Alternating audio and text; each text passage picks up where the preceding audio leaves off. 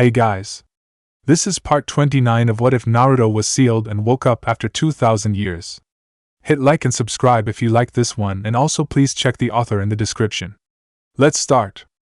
We are pain, that's all. We are God.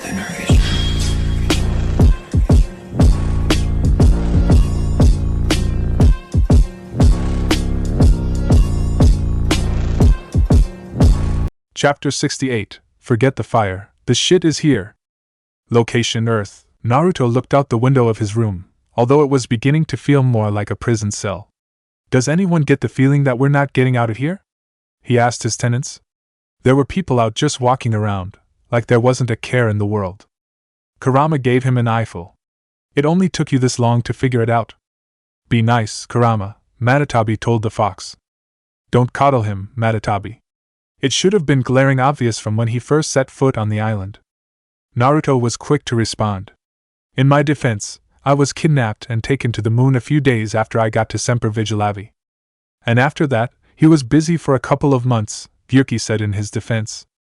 Now, he's been stuck here for over a month, the fox declared. That's how long he's been here since he's come back from Konoha. The only thing they'll let him do is advise that TV show, and that's with the call. Well, the calls do keep me busy, Naruto remarked. They were able to take up hours on end for him. That was because of all the arguing he got into with the people over there. Every time they wanted to change something to make it look better or sexier, he had to stand firm. Even though what they wanted to change would be better or sexier, he would not allow. That was not the way it happened, and he would refuse to let it be shown otherwise. He did wonder if they were doing this to test his knowledge and or his resolve sometimes. The door opened behind him. He turned around and saw James Vega walking through. The Marine came to a full stop and saluted. Commander, he said. Hey there, James, he said back. He frowned. Can you even call me a commander anymore? They haven't taken the rank away from you yet, sir. He shrugged. Well, it's no big deal. It's not a rank I wanted to be called by.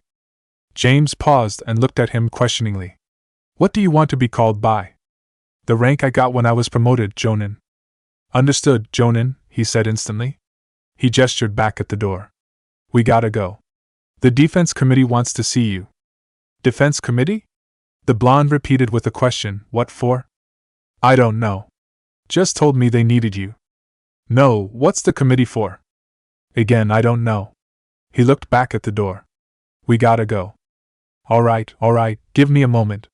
Naruto walked over to the closet and opened it up. His flak jacket rested inside. He put it on with ease. He turned around, zipping it up. Let's go. They walked outside into the corridor. It was empty, but as soon as they got into one of the main corridors, people were moving in every direction and moving fast. Naruto watched everything with a suspicious look. The last time he had seen this, it wasn't even his memory. It had been a memory of Kagaya's. It was enough to make him worry. Someone came out to them. It was Anderson, in full dress uniform. James came to a stop. Admiral, he said in greeting. Anderson gave him a nod of acknowledgement. Now I know something is going on, son said. Anderson gave Naruto a quick handshake before he started walking with them. You look good, Commander, he remarked, maybe a little soft around the edges. Ha, you wish, the blonde retorted. Just because he had been stuck, for the most part, on this island didn't mean he wasn't training. How have you been holding up since being here? They make sure I'm fed and walked every day, so I can't complain. Both the men with him gave him flat looks at that. I'm kidding. I'm doing all right. They tried to keep me busy. They stepped around a large group of Marines, all who looked like they were in a hurry. What's going on, by the way? Admiral Hackett's mobilizing the fleets, Anderson said as they approached a flight of stairs. I'm guessing words made it to Alliance Command. Something big is coming. He was going down the steps, but Naruto stopped at the top of it. It's the Reapers, isn't it? He looked back up at the shinobi. We don't know. Not for certain. You got any idea what else it could be? If I knew that. Naruto scowled and folded his arms. I've been here for 6 months, Anderson. If people wanted to talk to me about the Reapers, all they had to do was ask me. That's not happened. If the Reapers are coming, we could very well be screwed. Anderson started back down the stairs. Tell that to the defense committee. He and James followed him up. Are you serious? He asked the Admiral. That committee isn't going to help anything. They walked out to a larger corridor.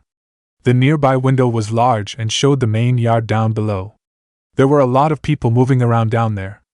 They're just scared. None of them have seen what you've seen. You've faced down a Reaper. Hell, you spoke to one, and then blew the damn thing up. You've seen how they harvest us, what they plan to do to us. You know more about this enemy than anyone. Yeah, and no one's come to ask me about them, Naruto said with a scoff. Here I've been, stuck here, and no one's done a thing about it. They're doing it now, and they're asking for you. He looked Anderson right in the eye. And just what do they want to hear from me? Whatever the hell it takes to help us stop the Reaper. Oh great, a miracle, he thought to himself. They make it sound like I can just pull one out of my ass. I wouldn't go that far, Kurama remarked. But with the Reapers, you're the one who's got the best track record. And you have an innate skill for getting out of dicey situations. They continued through the building down to the ground level. People were busy trying to get where they had to be, but those who did notice them quickly saluted before moving on. Naruto saw how their eyes were watching him walking with the Admiral. They were wondering where they were going and what was happening. He wished he knew the answer to the second one better. When they entered the yard, the first thing he heard was the sound of children. What the? He asked. He started looking around. Why am I hearing kids? You've finally lost your mind? Isabu offered. Shikaka was quick to respond. Hey, I'm supposed to be the smartass around here. We can't have multiple jobs. Commander, James said quietly, pointing quietly off to the left. He looked that way and saw kids being herded into one of the nearby buildings. He recognized it as the defense building, and it was probably the most secured area on the island. But the kids didn't know about that. In fact, they were protesting going into the building rather vehemently. What's going on over there? He asked Anderson. A school trip from Konoha, he answered. It's been cut short so we can secure them. It explained the unhappy kids. Isn't that Kenshin? Matatabi asked, looking more closely at the students. Naruto took a closer look too. It was Kenshin. Which meant the class he was trying to herd into the building was the class he had visited. He even saw Jiraiya and Hashirama. Anko was close by too. Anderson tugged on his shoulder. Commander, we have to go. They walked across the yard to one of the taller buildings on the island. Naruto knew this building mostly as the place that had Ramos's office in it. Once they were inside, Anderson walked them right to the elevators. The ride up was silent. When the doors opened and they walked out, they came to a secretary's desk. There was someone working the desk, but there was also an officer talking to the secretary. The officer looked up and saluted when she saw who it was. They're expecting you too, Admiral, she said. She led them around the desk and past what could be considered a bullpen. None of the seats were occupied, and all the people who were there were standing up and talking to each other in hushed, almost panicked whispers. They didn't stop at the pen, walking through it. They kept walking until they reached a set of doors with a waiting room outside them. James came to a stop once he saw the doors. Good luck in there, Commander, he told Naruto, holding his hand out. The shinobi took the hand and shook it. He was already turning around when he heard a familiar voice say, Anderson.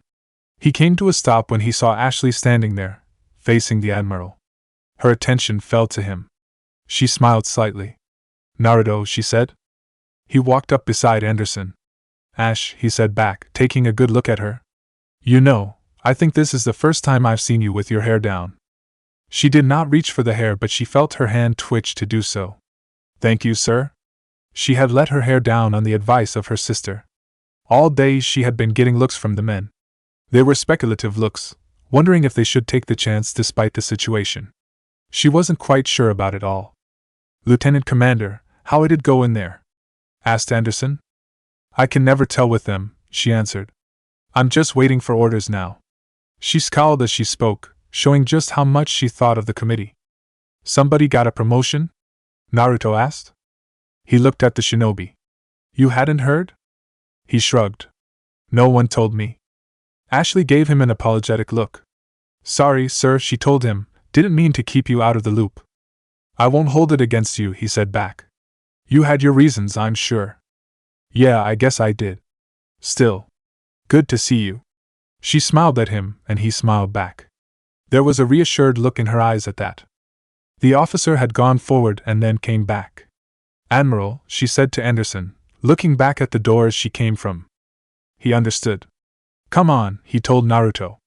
They walked through the doors, leaving the others behind. It was a conference room, but to Naruto, it looked more like a courtroom. The committee sat on high in front of a window that was as tall as the entire room. From beyond that window he could see the entirety of the island. The committee watched them as they came in.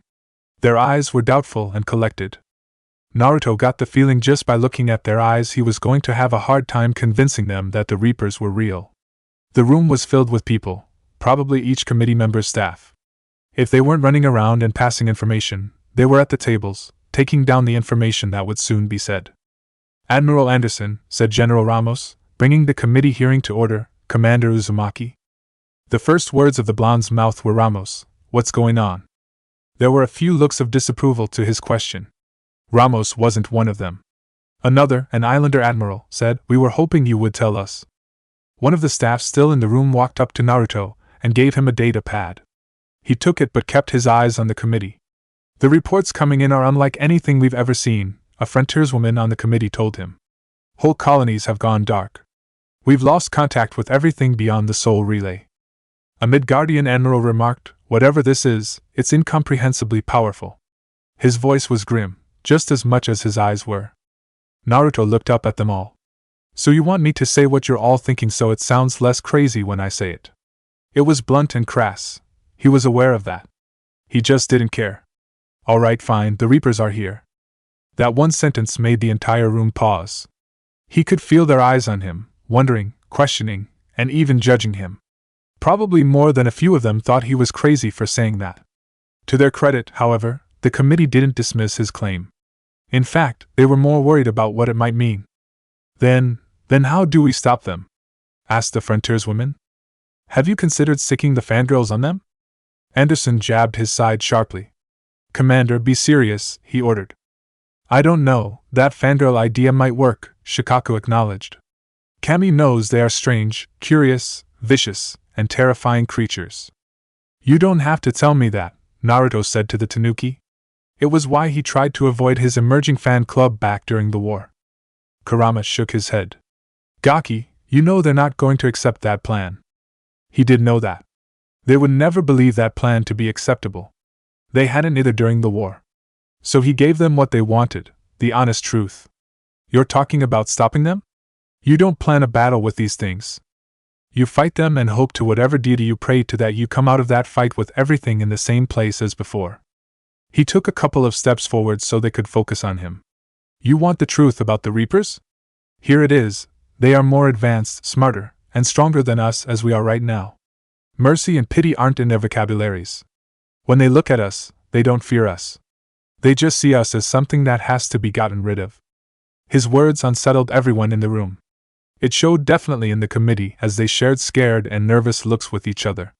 But there must be some way, the Admiral said, looking at him with pleading eyes. I think she's looking at you to save them, Gyuki remarked. He saw it too. It irked him. He wasn't a miracle producer. They couldn't look to him every time they were trouble and hope he would save them. But he noticed all the eyes in the room were on him. They had the same look, fear. They were afraid. It was the same look he got from the refugees during the war. They all looked to him to save them. You want a way? He asked the Admiral and, by extension, the room. The only way we're going to defeat the Reapers is if we fight together. That's it? Asked Ramos. That's our plan? He looked vaguely disappointed, as if he had been expecting more from the shinobi. Let me finish, Ramos. Before he could say anything, one of the officers at the desk shot her head up. Admiral, we've lost contact with Suki Base, she told Anderson. The moon? He repeated, disbelieving it. They couldn't be that close already. The news traveled around the room fast. How'd they get past our defenses so quickly? One of the committee members asked. Another officer looked up from his screen. Sir, Frontier Headquarters has a visual. All eyes turned to the big screen on the wall. The video came on and they saw everything in the background was burning. There was a man in front of the screen. He was screaming something but they couldn't hear his voice. Within a few seconds something exploded and rubble collapsed on top of him. The video disappeared a second later. But there was another video after that, and several smaller ones lined the bottom of the screen. They all showed the same thing. Reapers were already on Earth and attacking it. "Oh, saints have mercy," one of the officers said in horror, staring at the video of a Reaper destroying a city. "That's Faram." More videos started popping up, showing more death and destruction. One video was selected and blown up to cover the entire screen. It was the video that clearly showed a Reaper. It was striding through a river, destroying the city on both sides. "That's Rio! They're destroying Rio!" someone shouted. "Why haven't we heard from Admiral Hackett?" Anderson asked, looking very nervous. Naruto wished he could give an answer to that, but he had been out of the loop for so long. The committee looked to him. They didn't look like they were going to question him anymore. "What do we do?" Ramos asked him. "What do you think we should do?" he asked. "We fight." It wasn't what the committee wanted to hear. As they looked at one another, Anderson came to Naruto's side. "We should get to the Normandy," he suggested. A faint booming sound came from above. Everyone paused at that sound, looking up at the ceiling. It was an empty sound that was getting louder with each second that passed. As the sound moved away, the committee turned to look at the window. "Oh my gods," the Midgardian whispered in horror as he watched the sky darken. From those dark clouds, a black shape emerged. Naruto recognized it instantly as a Reaper. They had come to Semper Vigilavi. It began to lay waste to the island, destroying everything its beam touched. The sound above them grew louder and became more of a hum. Dread filled his stomach as he realized what was about to happen. "Everyone!" he shouted, "get out of the room! Get out!" They all started moving, but it was too late. A beam struck the window, shattering it and causing an explosion in the process. The blast sent Naruto flying backwards, making him land hard on the floor. For a moment, the world blurred and his hearing became fuzzy. He tried to get back to clarity, but it was hard. He got slowly back onto his feet, only to see the committee table come flying at him. "Naruto, get down!" Kurama shouted at him. He did try, but it suddenly felt like his body could barely process his functions. He felt a hand grab his leg, but only realized that he was falling when the floor was reaching up to meet his face. He landed hard again. This time, he was knocked back into clarity, hearing and seeing everything. He looked beside him and saw Anderson there. "Thanks for that." The Admiral nodded. They both slowly got back to their feet. Naruto looked around and saw that somehow, they were the only survivors.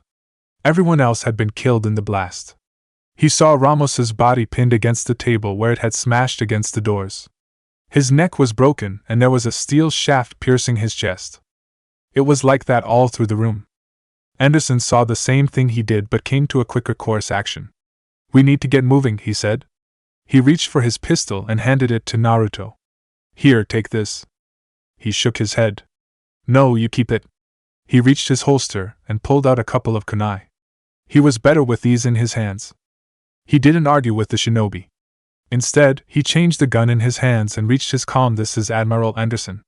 Report in." He stood there in silence. "Anyone?" he asked. "Guess no one is answering," Shikaku remarked. "Lieutenant Commander Williams, is that you? What's your status?" Kurama looked pointedly at the tanuki. "I believe you were saying something?" "Oh, shut up. I can't raise the Normandy. You'll have to contact them. We'll meet you at the landing zone." "Anderson out," he finished, pulling his hand away from his ear. They had made their way to the window, checking bodies as they went. When they reached the edge, they knew they were the only two who had survived. The scene at the window was no better. The island defenses were already trying to counterattack the Reapers, but the machines had already landed and were destroying whatever they focused on. Smoke was already drifting up from destroyed buildings. If Naruto closed his eyes, he would have bet he would hear the sound of people screaming. It wouldn't have mattered if it was in pain or for help. "Don't think about it," he told himself. He looked at Anderson. "We have to get out of this room. Any suggestions?" he asked. "We go down," Anderson said. He jumped down onto the support beam below. Naruto didn't question the idea. He just followed the man down, landing on the beam like him. His senses felt sharper now that he was outside. The wind was pulling at him harder than it ever had here. The smoke was making its way up to his nose. It was faint but steadily growing stronger. Anderson was more focused on the Reapers. "They're massive," he said in shocked awe. That they are, Naruto replied. He took another moment to look at them, memorizing what he saw. Then he turned to the beam. Come on, Naruto. Ashley's headed to the Normandy. They'll pick us up if we can get to the spaceport. They traversed the beam, trying to find a way back into the building. They came near a corner when a Reaper's beam came close. Naruto grabbed Anderson and pulled him back. Careful, he said as the beam passed. Thanks. He steadied himself and looked at the Reaper overhead. How do you stop something so powerful? Are you asking me or humanity? If it was him, all he would have to do was fire a Bijadama at the thing. It worked for Sovereign. Although, that might have been to his advantage since Sovereign had been on his last legs when he fired. Anderson didn't answer that. He kept moving. Come on. Let's go. They kept traversing the beam, searching for that way back in. It revealed itself to them when they saw another broken window leading into a room where the door was unblocked. There was a problem, and it was the fact that the room was a story below them. Naruto considered the angle found it a little steep for a human to jump. He looked at Anderson. He was thinking the same thing. We could make it, he told the shinobi. But there's a good chance that we won't.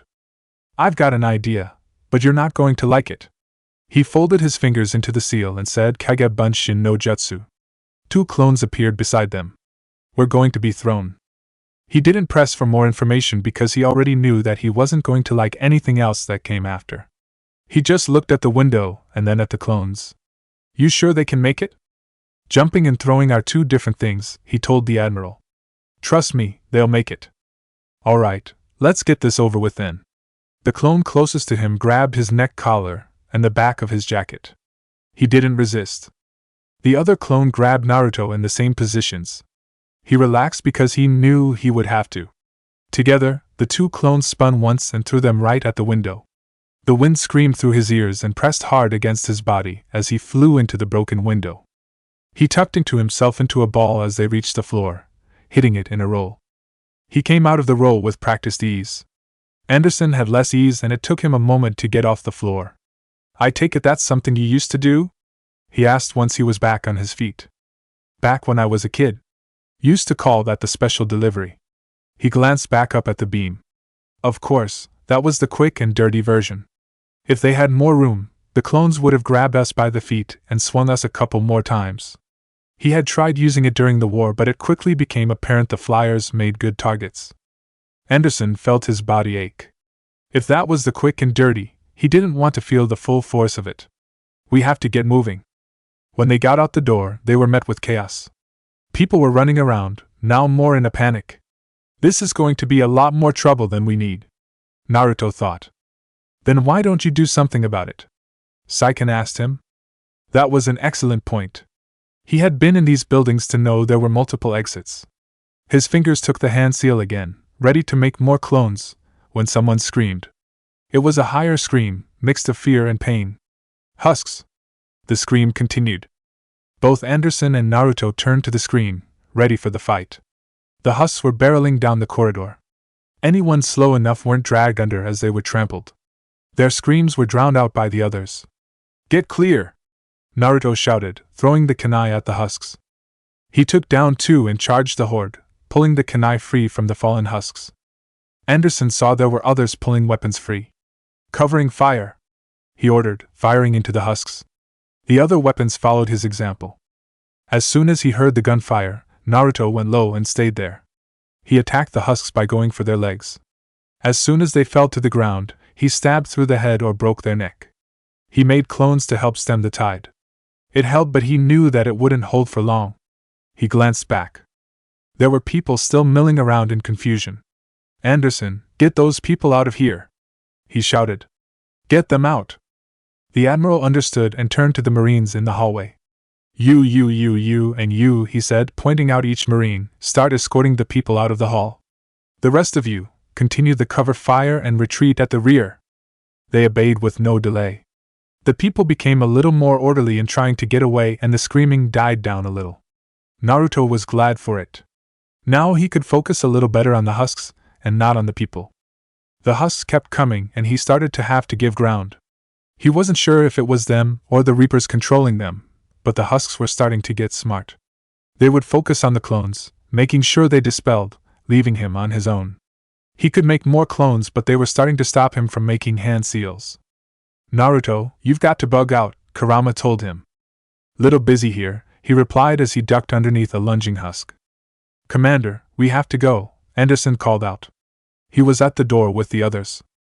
Naruto looked back, but it almost cost him a limb.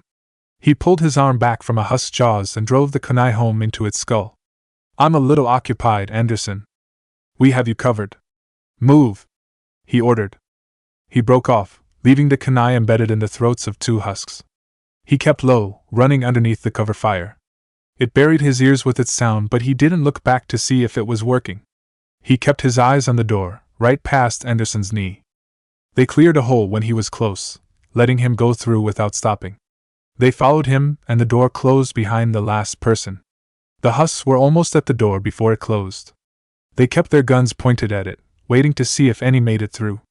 All they got was a single arm that was cut off its husk by the door. They shot it for good measure.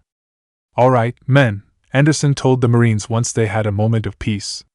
Keep the civilians out of the building and to the spaceport. If you find other Marines, you come together, and you make sure that the civilians are protected. Move out. Naruto got back to his full height as they left, going down the steps on each side. He looked and saw that they were in the central area of the building. He took a quick glance over the edge. The place looked mostly untouched from the beams, but there was already a mess caused by the ensuing panic. People were getting out any exit they could find. Marines were coordinating, making the evacuation a little safer and easier. Anderson was on his calm again. Lieutenant Commander, you read me? I'm patching in Commander Uzumaki. He tossed a spare comm at Naruto. He caught it and placed it in his ear. Ashley's voice was there. We're almost to the Normandy.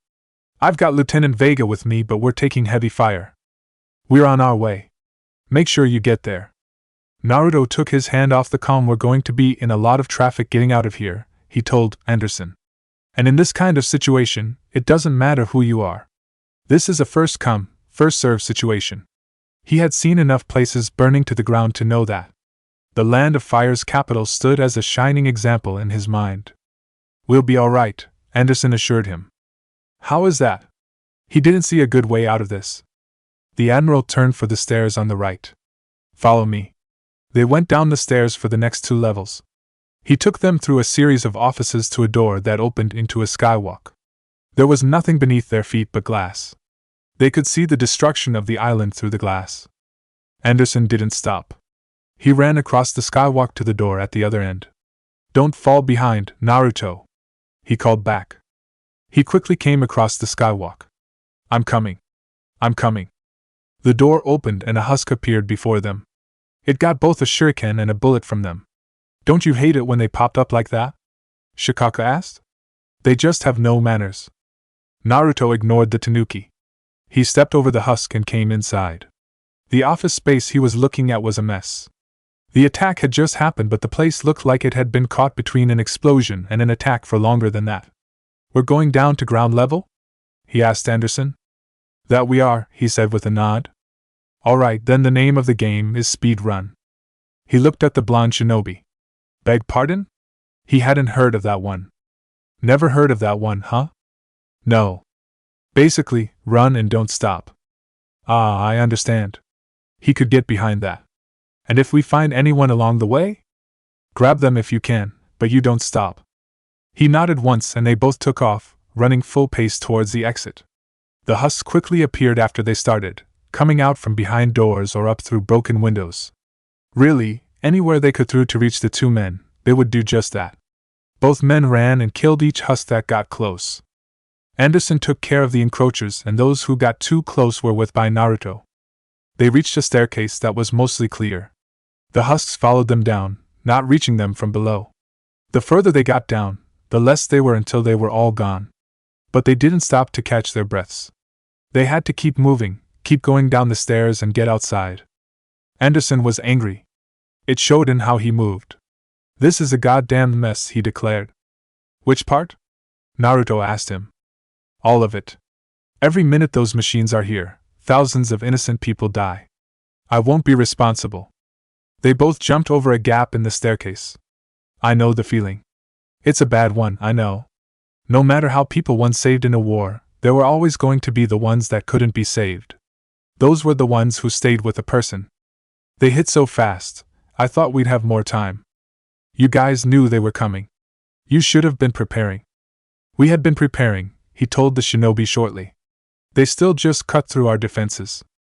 They could see the bottom floor, but the staircase was blocked by a large amount of rubble.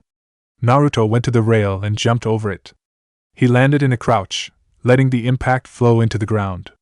Anderson landed beside him, doing the same thing. So what do we do now? Naruto asked him as they stood back up. We need to go to the citadel. Talk to the council, he answered, heading for the door. It was open and gave them a clear sight to the yard. The council? The blonde said. Are you kidding? The Reapers are here, on Earth, and you want to go talk to the council? This was the same council who had a hard time believing anything he said about Saren and the Reapers. It'll be everywhere soon enough. You said it yourself, the Reapers will destroy everything if we don't stop them. The council has to help us. Do we know the same council? Because the one I remembered literally had to see a Reaper before they did anything, and even then, they dragged their feet. He gave the blonde a hard look. You're a council specter. That has to count for something when it comes to convincing them. Both heard movement from behind and spun around. Don't shoot! A boy's voice shouted. We're not those things. We're alive! Naruto knew that voice. Hashirama, that you? He called out. Lord Naruto? Hashirama poked his head out from behind rubble. His eyes widened with relief and joy at the sight of him. It is you! He came out of the rubble along with Jiraiya and Anko. Anderson lowered his gun. Where's the rest of your group? He asked them. We don't know, Jiraiya answered. These guys were in the bathrooms when everything started exploding and shaking. By the time they got out, we lost sight of everyone else. You're the first we've seen alive. Anko looked around, trying to see everything at once. What's happening? She demanded. We're being attacked, Naruto told her. I figured that much out. Whoa, check out the scorn on her, Sun commented. She's really packing it in there. Kinda reminds of Sasuke, Gyuki said. Kurama agreed. Oh, she definitely reminds me of Sasuke, just back when he was younger and thought he knew more than he actually did. So we give it to her straight. Naruto looked her in the eyes and said, It's the Reapers. Like he expected, she scoffed. The Reapers? She repeated. Are you kidding me? You're saying it's the Reapers? Yes. Come on, you should try to make it sound more believable than that. He opened his mouth, but Jiraiya spoke first. Anko, stop talking, he told her. She glared at him. What did you just say? She couldn't believe that him, of all people she knew, had the gall to tell her to stop talking. You heard me. We don't know what's going on. If he says it's the Reapers, I'd be inclined to agree with him. Same, Hashirama agreed. He didn't say much beside that. He was probably embarrassed that he had ended up getting trapped in the bathroom. She looked at them both and grumbled away her irritation. Fine, whatever, she told them both. She turned her attention to the adults. Where are you guys going?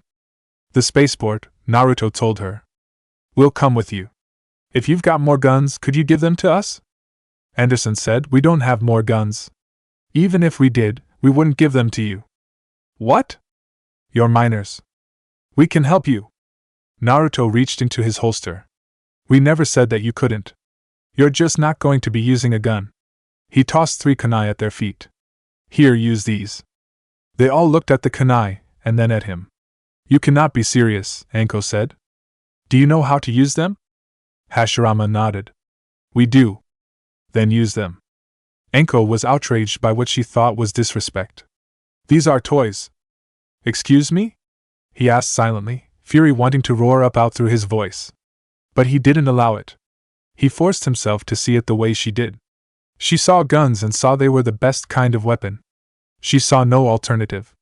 He held out his kunai in his hands so she could see them. They work for me. She wanted to say something else, only for it to end in a yelp when Jiraiya stomped on her foot hard. Would you stop arguing and take the kunai? He told her.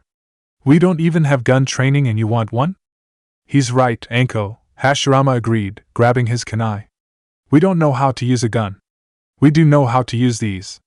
He reached into his pocket and pulled out a cord. He tied one end to the kunai hilt and wrapped the other end around his hand. They both looked a little leery of what he was doing.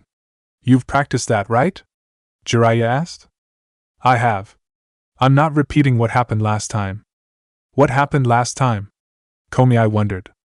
None of our business, Naruto said firmly. The kids all had their weapons in end and they looked up at them. They were waiting for orders. All right, you three follow us. You stay behind us at all times. If we tell you to do something, you do it. There will be no heroics today. They're more likely going to kill you. Understood? Yes, sir, they answered. Good. Anderson turned for the door. Come on, he told them all. They exited the building, coming into the yard. The people there were already flowing out of it through the main exit. They were all trying to get out of the base and to any kind of ship that sailed really fast. There was a sense of order to them. There were Marines guiding them out and also keeping an eye out for any husks that could show up. That's going to be thick getting through, Koko remarked. How are you going to get through that? That was a good question. Is that the only way out? He asked Anderson. Or is there another way to the spaceport? He shook his head. No, that's the only way out. Shit. He checked the walls. They could get over that way. He didn't know what was on the other side, though. He glanced at the kids, wondering if they were able to run up the walls. He glanced at Anderson again. You good at going up walls? He asked. I can hold my own. He looked at the kids. Can they? He asked with a whisper. No. They haven't been taught that yet. He wasn't annoyed by that fact. The kids might have been learning on a slow curve, but he hadn't learned how to walk like that until after he became a genin. Alright, here's what we're going to do. I'll get on top, you toss me up the kids, and I'll make sure they'll get down the other side. They'll move with the crowd but not a part of it. Anderson looked at the people moving out and nodded silently in agreement. Alright, kids, he told the three of them. Follow us. Are we going through that? Hashirama asked, eyeing the crowd with a nervous look. No, we're going a different way. They led them to the wall. Enko stopped short and looked at them like she couldn't believe what they were thinking. You want us to climb that?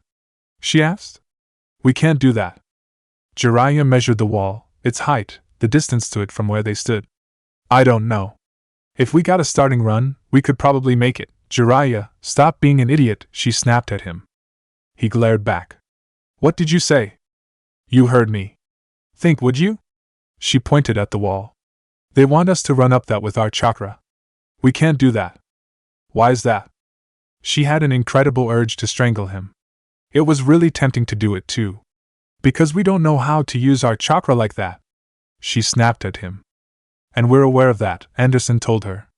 That's why we're not asking you to walk up the wall. You're not? Naruto said, of course not. He hopped onto the wall and walked up it. When he reached the top, he straddled it. We're going to be tossing you guys up and over. She stared at the wall, then at him, then the wall, and then finally at Anderson. You've got to be kidding. We're not. He holstered his gun and held out his hands to them. Come on, we have to get moving. Hashirama was the first to go to him. He took the kid in his arms and tossed him up to Naruto. Despite the situation, the feeling of flying made him scream with joy. He hadn't felt like this since the last trip to the amusement park. The feeling ended just as fast as it happened. Naruto grabbed him and swung him to the other side. Ready? He asked. For? Asked the kid. For the landing, he replied. Hashirama looked down at the ground. He looked back up and his eyes were full of realized horror. Oh look, he figured it out, Sun remarked with a dry humor. I can see that, Naruto replied. He told the kid, land in a row, it'll make it easier. Really? He asked. Yes. Without any more prompting, he dropped the kid. He watched him fall and saw him land just like he had been told. The kid looked a little shaken, but he didn't appear to have hurt anything. He looked back at Anderson. Alright, next one, he called out. Jiraiya went flying over easily. But Enko folded her arms in protest. When Anderson turned to her, she instantly said no. Come on, he told her. No. This is no time to argue. Let's go. No, I'm not doing it. She's going to be trouble, Saiken said. Isaba nodded. Should we do something about it? We? Repeated Naruto. Anderson took care of the problem by himself. He grabbed Enko and threw her up, ignoring her protests. Naruto grabbed her and deposited her on the other in one smooth motion. Once they were there, the adults joined them. "All right, let's move," Anderson told them. "Admiral," Ashley said through the comm, "we've made it to the Normandy. Taking heavy fire. Oh God." The comm squealed with a loud sound, something that made both Anderson and Naruto wince from the sheer volume of it. "They're gonna take down that dreadnought. Evasive maneuvers." The line went dead after that. "Lieutenant Commander?" called Anderson through the comm. "Ashley? Damn it! They're in trouble." An unearthly howl echoed inside the base. It was followed by people screaming afresh. One scream raised above all the others. "Husks!" A woman screamed. Gunfire screamed through the air, but the screams of people were even higher. The people who had gotten out the gate started running, turning the orderly evacuation into a panicked rush. "We've got problems of our own," Naruto told Anderson. "There's no way we can get to the spaceport this way. They would have to fight their way through people to reach the ship, and there was the problem of keeping people off the ship." Jiraiya spoke up. "What about the old docks?" They looked at him, each with a different expression on their faces. He ignored Anko's expression that said he was an idiot, and explained himself. "The dock for ships that sailed on the seas," he explained. "It was built on the east side of the island, near the base." "How do you know that?"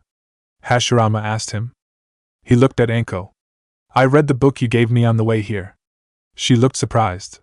"What?" "I do read." "But why did you read that one?" It had been a boring book. She gave it to him so he would shut up and torment him. "Not important," Naruto decided. "Lead the way, Jiraiya. Anderson, tell the ship where to go." His hand was already on the comm as they followed the kid. "Normandy," he said, "we're going to reroute. Do you copy?" All he got was a garbled message. "Normandy? Come in." He still got that garbled message. "Damn it. Can I see your comm?" Hashirama asked him. They were getting further away from the base and from where he thought his teacher and classmates were. But that, while did terrify him, it also gave him a confidence booster. Anderson looked down at the kid. "Why?" "I like to play around with radio signals when I can. I could probably boost the signal in it and get through to your ship." His first thought was to dismiss the notion. He was talking to a kid. But he also looked at what they had. They were in a bad situation. He didn't have technical support, or even manpower. He would have to do with what he can. "Can you do it on the move?" The kid thought about it for a moment. He never had tried to do it while moving. Usually when he was playing around, it was sitting down in a well-lit area. But he had given an offer. He couldn't take it back. "I can try." He pulled his comm out and handed it to him. "Do what you can." The kid took it and quickly began working on it. They moved out into a street, away from the base. It was a mess, to say the least. What hadn't been destroyed had been set on fire by the Reapers. The air was clogged with smoke. It tried to fill their lungs, but they breathed shallowly. They saw no people. They had probably been at the base or had already run off. Either way, what they saw around them felt like a ghost town to the kids. To Naruto, it was just another town being destroyed by a Beto.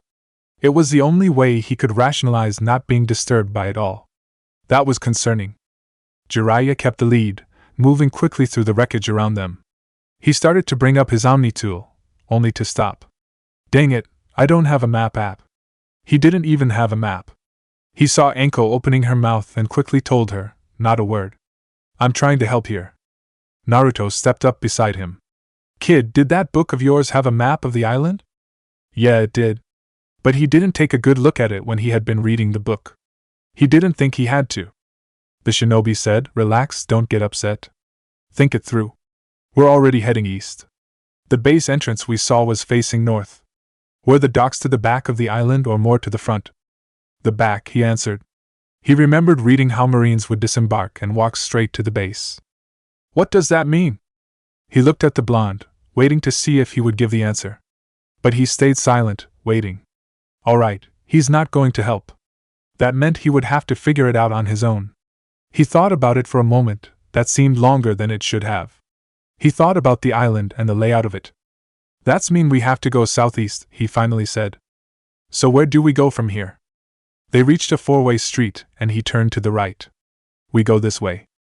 The more he led them down the streets, the more he felt confident about where they were going.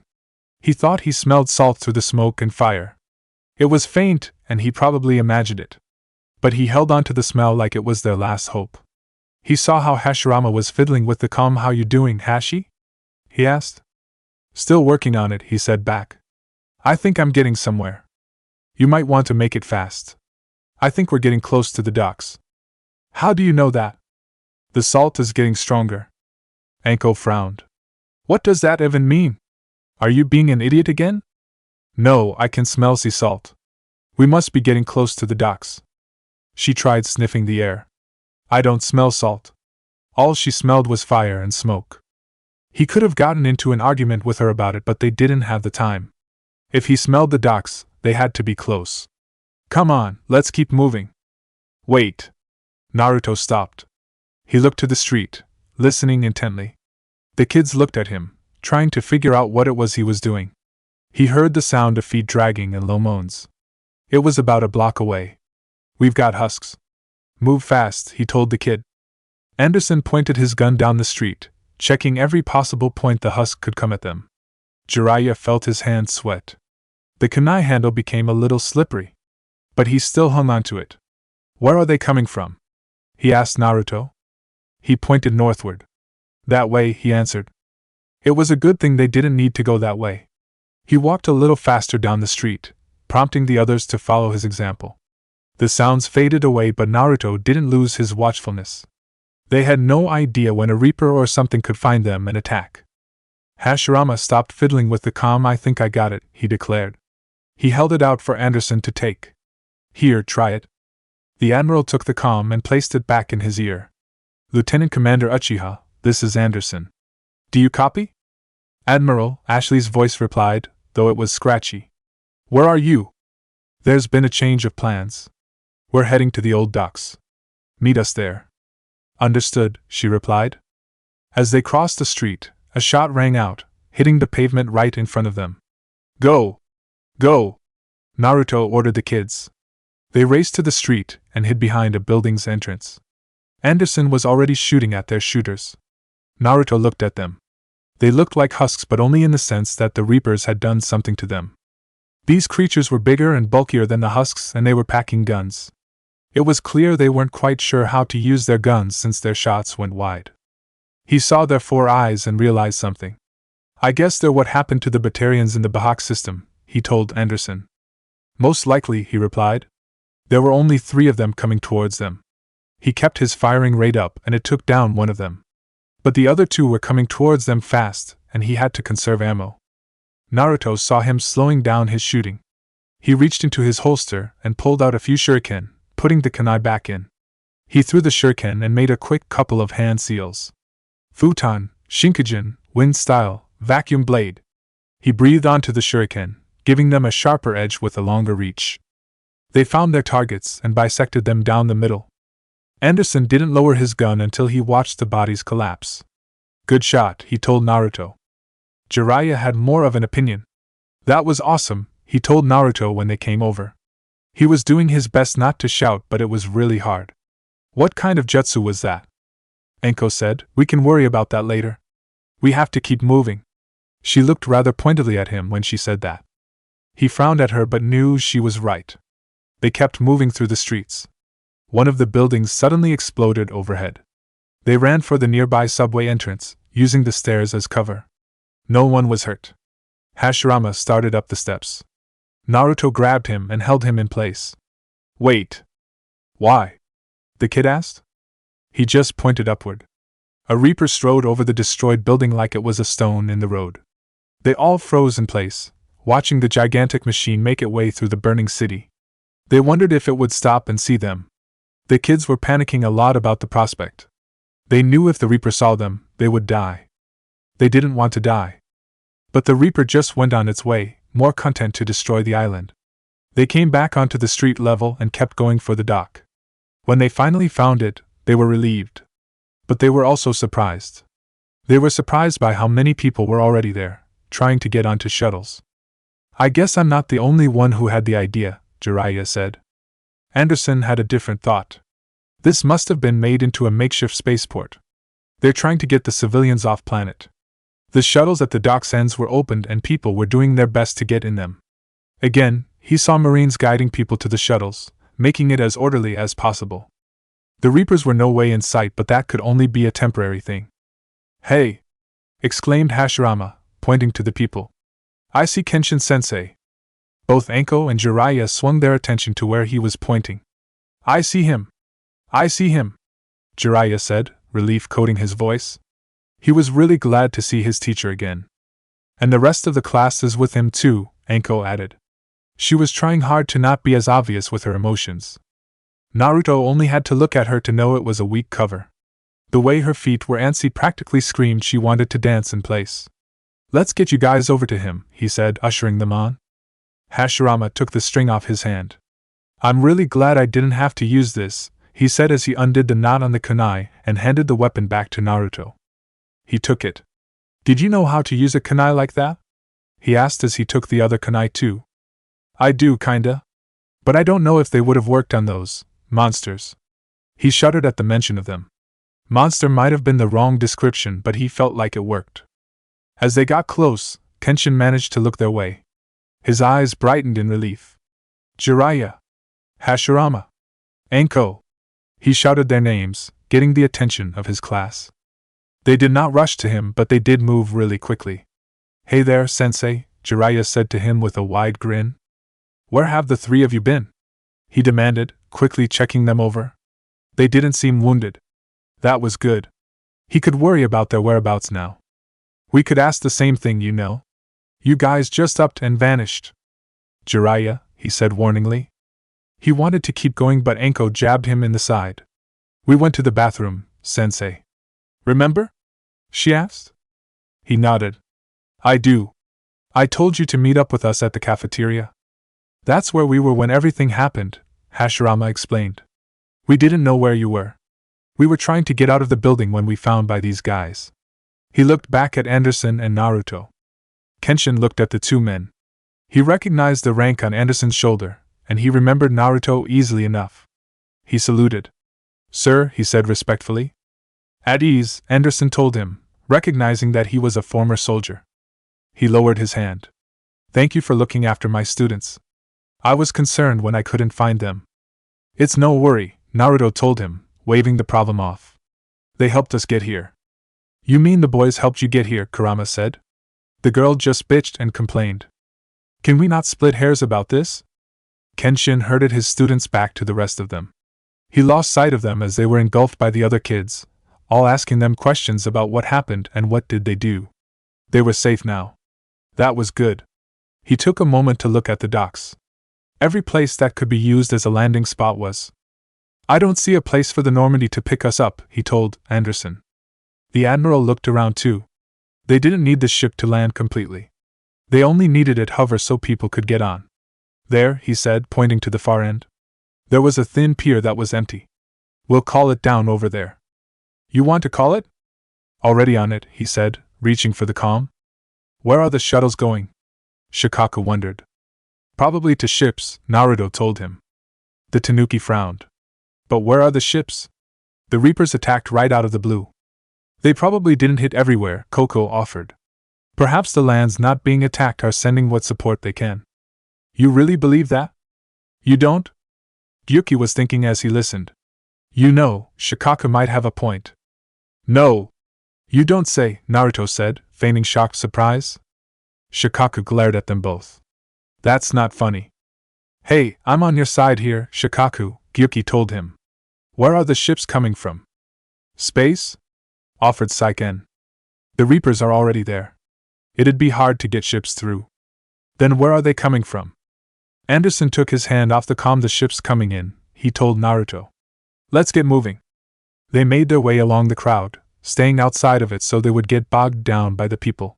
It was a little callous to do that, but they needed to get to their ship's landing point. Naruto looked at the people's faces. He saw how much they were afraid of what was happening all around them. He wanted to stay and help. But he knew that Anderson was right. They had to get to the council and get their aid. "Incoming!" shouted a marine on the perimeter, husks to the north. All guns being wielded were pointed that way. Both Anderson and Naruto saw the husks coming, barreling down the street almost like a wave. They weren't alone either. The Batarian zombies were there too, carrying their guns with the full intention of using them. Naruto instantly slipping into a battle-ready stance, but Anderson grabbed him by the shoulder. "Commander, we can't stay here. We have to move." "Anderson, you're seeing this," he protested. "We can't just stand here and do nothing. The Marines can handle it." He looked to the sky and saw the Normandy flying in. Naruto saw the same thing. He looked at the Admiral. "This is wrong, Anderson." They got behind the Marine line and bolted for the pier. The Marines saw the Admiral as he ran, and he saw them. In the instant their eyes made contact, he knew they were waiting for orders, any kind of orders. "Hold the line, men!" he told them, again and again. "Hold the line!" And they did hold the line. The husks kept falling dead before they could even reach the shooters. The Marines didn't give an inch to them, showing just how good they were in combat situations. There were some mortar teams among them. They started shelling the enemy, thinning the ranks. Anderson saw all of this and was impressed. They did their jobs and they did them right. The civilians would be protected until they reached the shuttles. But there was still the matter of what came next. People would not take this invasion lying down. They would fight back, form a resistance. When the Normandy landed at the pier, the hatch opened.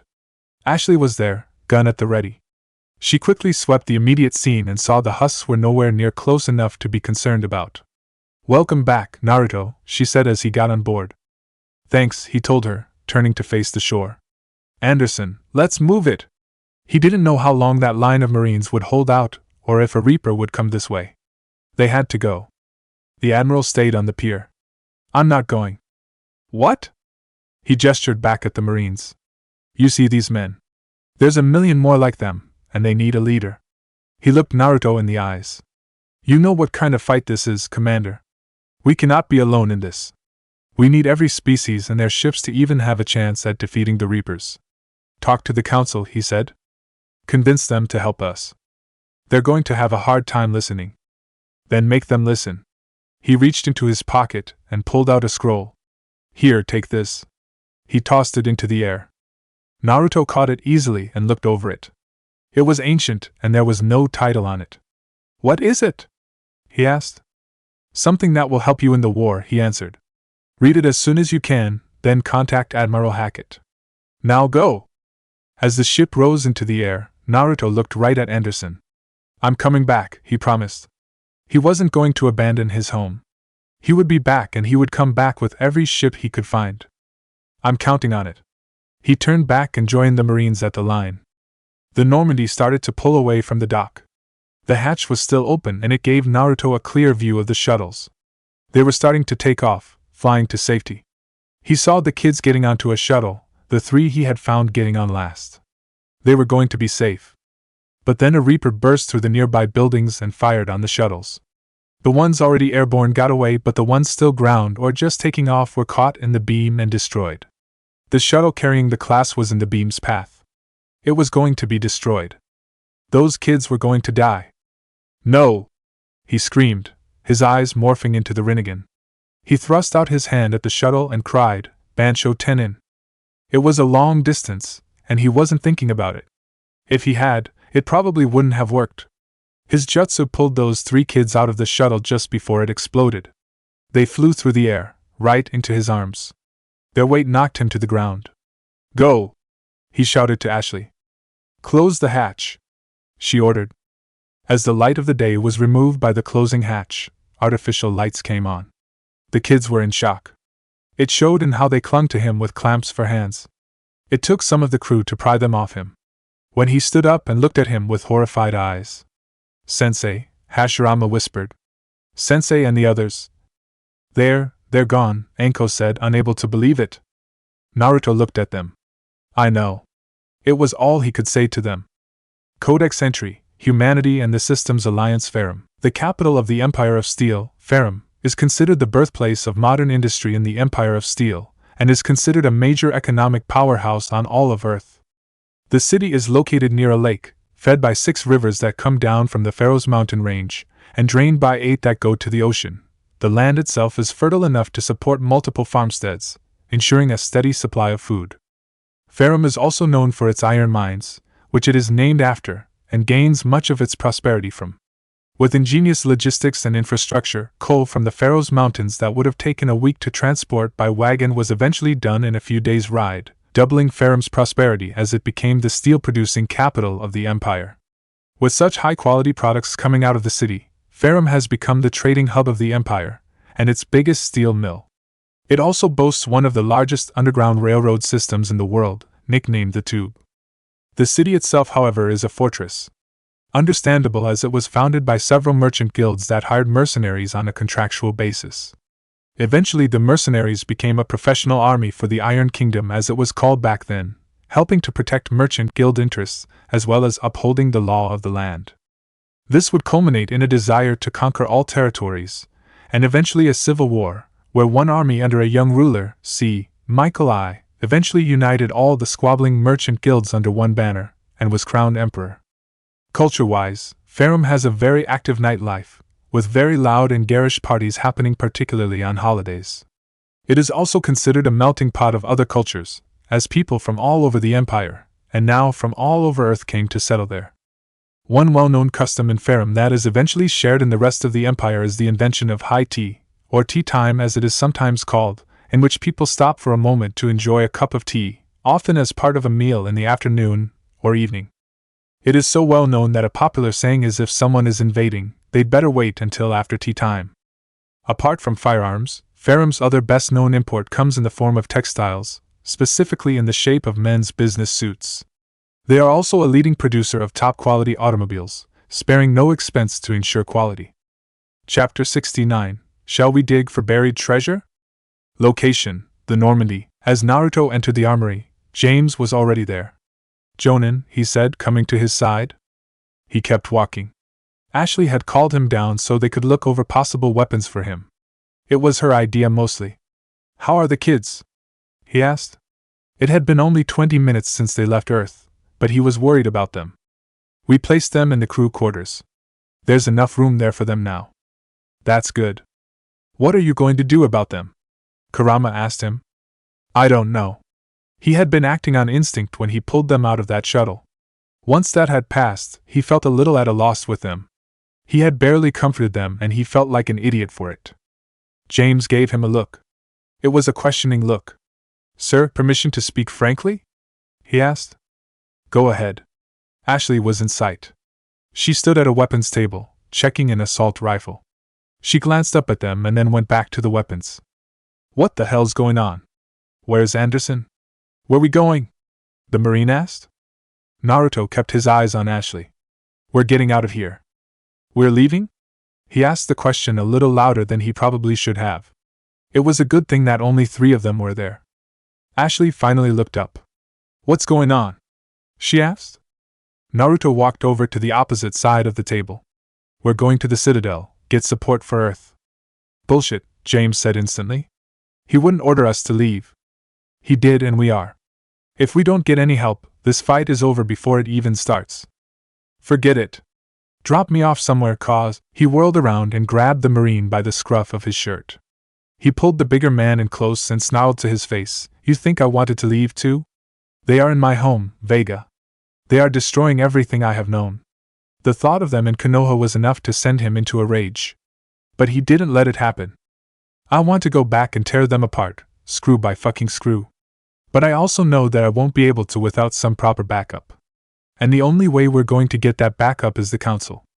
He let go, giving him a little shove in the process. "You want to leave when we get there? You be my guest." James was angry, but he didn't argue the fact. "Commander," the pilot's voice came on through the intercom.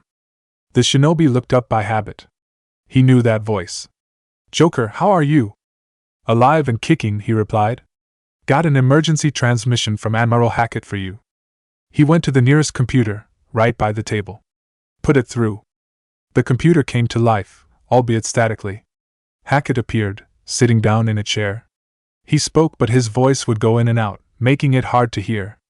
"Uzumaki sustained heavy losses." "This is going to be fun," Kurama remarked drily. "Shut it," Naruto told him. He was trying to listen. "Force was overwhelming. There's no way we can defeat them conventionally." It sounded like he was waiting for a reply. We're already going to the Citadel and get Council support. First, I need you, Ian's outpost on Odin, or we lose control of the system. Odin? He thought to himself. He knew about the fourth planet in the system. It was Earth's twin, with the exception that it didn't hold life by itself. Why would they be going there? Hackett gave him the answer almost like he had been expecting it. Been researching the Prothean archives with Dr. Tsoni, he explained, still garbled in the static. Both Naruto and Ashley looked at each other. Liara's on Odin? He asked. I didn't know, she said back. Found a way to stop the Reapers. Only way to stop them, Hackett explained. In contact soon. Hackett out. The screen went dead as he stood up. Naruto looked up at the ceiling. Joker, you heard all that, right? I copy, Commander. Setting a course for the Odin archives, Joker replied through the comm, I'll have the shuttle ready for you. Thanks. This is loco, James protested to Ashley. She wasn't going to say the same thing, but she agreed with the sentiment. Why Odin? She asked Naruto. What does he think we'll find there? Hell if I know, he replied, turning back to the weapons table. Commander, I don't know, Ash.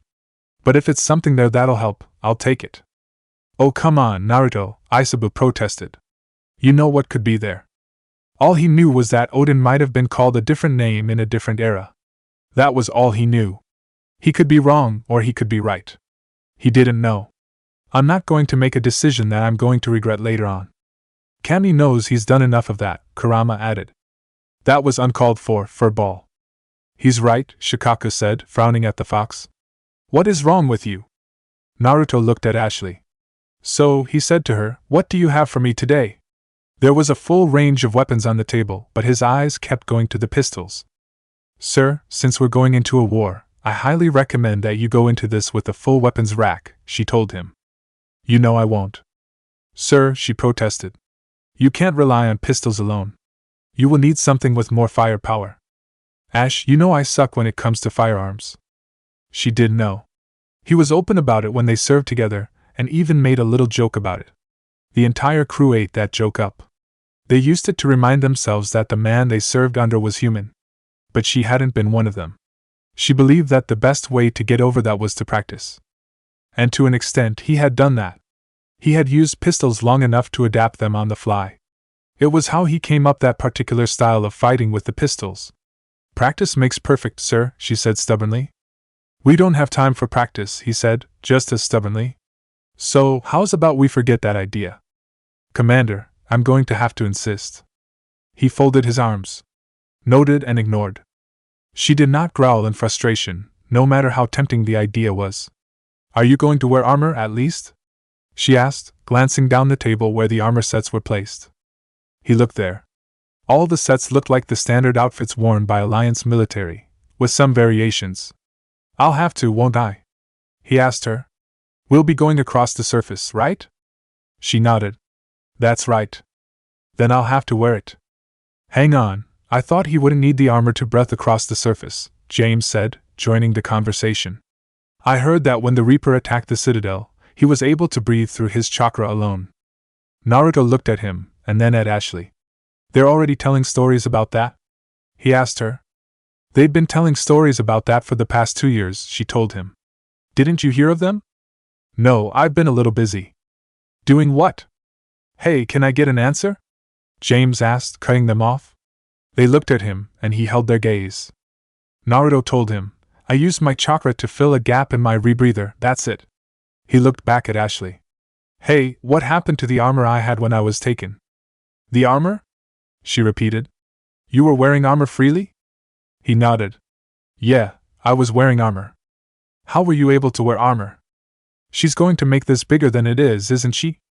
Kurama nodded. She is, unless you do something about it. Like what? Oh, I don't know. How about you just tell her why? That was a valid point. I wore it to intimidate people out in the Traverse. It worked to a point. That would be when they decided they would rather take a shot at him than be intimidated by it. You know where it is? Actually, I heard that the Alliance took an experimental armor from the Akatsuki. They've been using it to adjust an experiment on our own. Ah, I see. So there's no chance of getting it back? She shook her head. I don't think so. Well, crap. I was hoping to figure out what it could do. She heard that and couldn't hold back the sign. Only you would wear a unique set of armor and not figure what it could do beyond the basics, Commander. This time, it was beyond my control. They said that its full functions would only be operable when I had full access to my chakra. Since I didn't have that, all I could do was wear the armor, use the shields, and be intimidating. Now that he was talking about it, he felt like he was going to miss that armor. He cut one of hell of a dark person in it. Nothing we can do about it, Ashley told him. I know. So how about we just skip to the part where you give me my guns? She sighed. Sir, are you not going to wear the rack? It was fruitless to ask that question, but she had to be sure. He frowned at her. No, Ash, I'm not going to wear the weapon rack. Just give me the guns already, please. The please was not needed, Kurama told him. It never hurts to be polite. Since when? Asked the fox. Ashley went over to the pistols and he followed. So, what do you have for me? He asked her. She placed her hands down on the first pair. I know you've been a Black Hawk user, she began, so we brought in these, the latest in the series. He picked up one. It felt a little light. Everything else about it was fine, but that lightness was something to take note of. It could fail him at the wrong time. I got used to war hawks, he told her. I saw on horizon, she told him, gesturing back to the next set on the table, which is why we have a pair for you here. He put down the gun and picked up the next. It was the familiar weight in his hand. He would have been content with that, but he noticed the third pair. What are those? He asked her, putting the warhawk down. She smiled. These are guns that have been designed especially for you, Naruto. He looked them over. They didn't look any different from the hawks he had wielded. They were more gray than black. They were the same size as the warhawks. How are they different? He asked. Do they fire both thermal and chakra? They do, she said. Thermal is inserted from the bottom, chakra from the back. She picked up a gun and showed him. Like she said, the thermal clip was inserted from the handle's bottom and the chakra clip was inserted at the back, just underneath the hammer. Can they do both? Come on, Commander, James spoke up, none of the guns in the Alliance can do that. They're not going to start now. He glanced over at Ashley. Are they? She looked at him quietly, not answering his question. Right. He asked, wanting to be sure. She didn't answer. She wanted to see how far he would go before cracking. Ash, tell him, Naruto ordered. They can't, she told James. And I don't think they are ever going to try. So, how are these guns different from the warhawks? Naruto asked her. I said that they are crafted for you, sir. I'm not seeing that. They were just like the other guns he had used. Why would he trade a pair he knows for a pair that would do the same? She looked at him pointedly. If you would let me cover the specs, I could convince you? She asked with a pointedness that matched her look. Wow, look at that look, Yuki said. She's an Uchiha, all right. Didn't we already establish that? Isabu asked. Sun nodded. We did, about 2 years ago. It's more than that, the Hachibi told them. Kurama nodded in agreement. He's right. Only that kind of a look could come from an Uchiha. It's usually directed at someone they think is an idiot but is still their friend. You know a lot about that look, Gaki. No need to remind me, Naruto replied. It was like he was looking at Sasuke questioning his IQ again. It was strange to see it on someone who wasn't him. All right, he told her, go ahead. Thank you, Commander. She held the gun for him to see. It is made from the toughest materials the Alliance have at their disposal, and even some they gotten via other means. It gives the guns a hard casing that will withstand any bashing or hitting you use them for, and also giving it an additional power when you're attacking. The magazines for both thermal and chakra are double the usual amount, so you will be able to use a lot more bullets. They were trying to accommodate him in a firefight, giving him the chance to last longer at range and in close combat. What's the downside? There had to be a downside to what she was telling him. The weight of the guns is going to be a lot heavier than a normal gun. If you start to get tired in a fight, they're likely to drag you down. How heavy are they? Double. James whistled at the weight. That's 4 pounds per gun. Naruto was sure he could handle the weight difference. What else is there? He asked Ashley. They're chakra-coated. The Marine amongst them whistled again, this time much more impressed. Chakra code for guns, talk about something. The shinobi ignored him. How? He asked. Ashley explained. Technically, they haven't been chakra-coated yet. But they will be, once you've fed them your chakra. And what will that do? For one, ensure that you and only you will be able to use them. Runes have carved into the handles that'll destroy them if anyone else tries to use them. There are also runes that will make the guns magnetic so they will stay in your hands. Might want to take that one off, he remarked. The way he fought, he did a lot of reloading while still fighting. That meant one gun went up into the air while the other got reloaded. Having them stick to his hands like this would make reloading a little difficult. Don't worry, Commander. You can turn the runes on and off at your own discretion, she assured him with a knowing smile. All right, is there anything else? She nodded. Yes, sir, she said, picking up the gun again. She tapped her Omni tool briefly, and then held out the gun for both men to see. Twin daggers, glowing the same orange as the Omni tool, appeared on the gun, on each side of the barrel. For the close counter flourish, she said. Damn, said James, clearly impressed and probably in love too. Can I have a pair? Sorry, only 2 in existence, she told him. Ah. Why's that? Naruto asked her, eyeing the gun. They're still experimental. As far as I know, these were only completed because the techs were told to focus on them specifically instead working on the entire weapon rack. I see. He held out his hand out to her. May I? Sure. It was made for you. She handed him the gun. He took it but the blades vanished. Hey, what the… Where'd the blades go? He looked at Ashley for an explanation. You'll have to activate it through the Omni tool, sir, she told him. He opened the Omni tool and there was a new selection on the screen. He activated and the blades sprang up again. This is going to be difficult to do in the heat of battle, he noted. There's a way around it, she told him. Once you coded your chakra into it, take your finger off the trigger, turn the safety on, and the blades will activate. He put his finger on the trigger and turned the safety off. The blades vanished. He did the opposite and they came. And I have to do that exactly? He asked her. Yes. And you have to keep your grip on the handles. You grab it by the barrel, the blades will vanish. That'll prevent me from self-harm, the shinobi thought. He slashed with the gun and found the movement satisfactory. He was confident that if he had been facing someone, that slash would have gone through their armor and given their hearts 2 cuts. He held his hand for the second gun, and it was placed there. He tested them both out, feeling how they moved in his hands. There were no bullets in them, but he was sure that if he opened fire, he would open fire. The coordination between the daggers was something he would have to work on. He wasn't expecting everything to be perfect right away. James watched the blonde execute a move that would have taken someone's head and was impressed. Now he really wanted a pair. How long until they are standard issue? He asked Ashley. She shrugged her shoulders. No idea now, not with what's happening. They got a name? I've been told that the techs were calling them shadow foxes. Naruto's tenants were quick to object. For the love of the old man, don't call them that.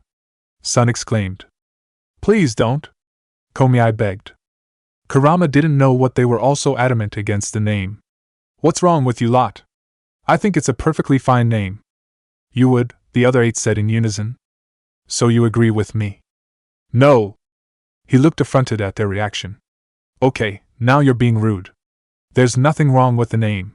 Back me up here, Naruto. Actually, I'm with them on this, said Naruto. What? You heard me. He looked at Ashley. Please tell me that's not the official name. She was surprised by his question. It hadn't been one she expected. I would have thought you'd be flattered, Commander. After all, considering what they're named, that's why I'm asking. That name just sounds tacky, like something out of a bad book or something. Hey. Well, what would you call them? She asked. He looked the guns over, taking in every bit of them. He thought about possible names, trying to find the right one. It was difficult finding that right one. None of the names he considered seemed to quite fit the guns. The bijus were off the table because of how they reacted to the first name, not that he couldn't blame them. Whoever got the name would preen like nobody's business. None of them needed that. Man, who knew it would be hard to name something, he thought to himself. I can hardly imagine how your old man named you guys. Actually, he did it with ease, Saiken said. He just looked at us and gave us names. What you're doing is completely different, Shikaku said. He said, thanks, Shikaku. You didn't think I wasn't aware of that? Well, how hard is it to name something that packs a hell of a punch and is vicious in its own right? A lot harder than you. He trailed off when his brain started making connections through the words he heard. I think I've got the name, he said aloud. What? James asked him. The beasts, he proclaimed, holding the guns up. Beasts, huh? He repeated. That works. No, not beasts, Naruto told him, the beasts. Ashley heard how he put the emphasis on the first word. It gave the guns a different feel. It made them feel more primal, powerful. I like the name, she told the shinobi. He grinned. I'm glad you do.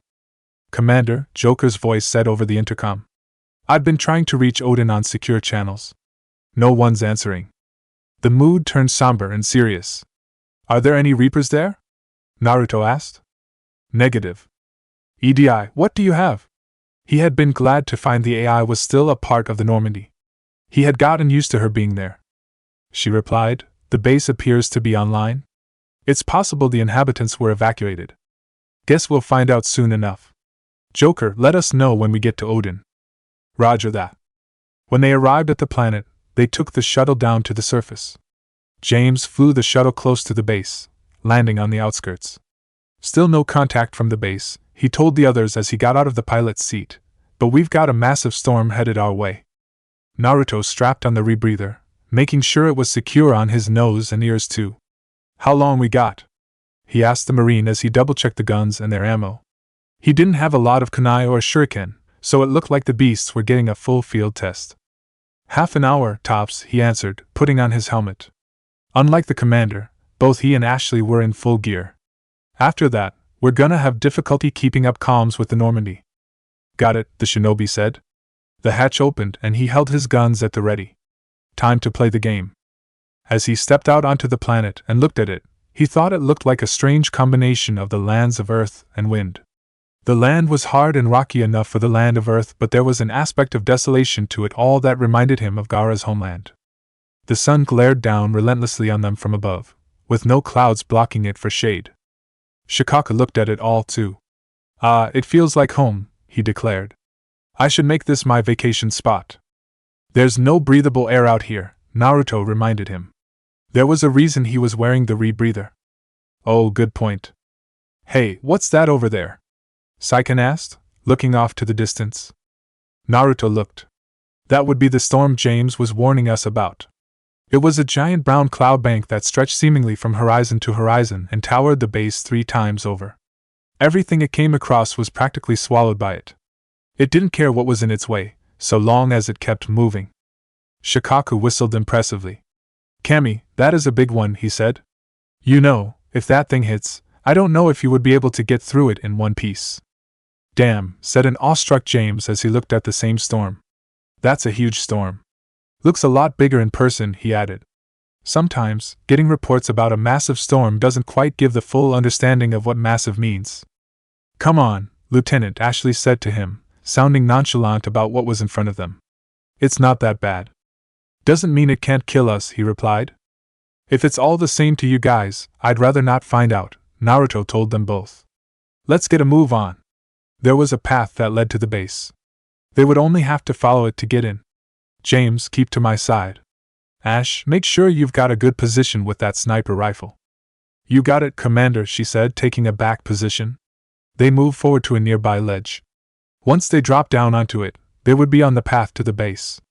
But as she walked, her mind was elsewhere. I'm worried about the war on Earth, or the fact that nobody here is reporting in.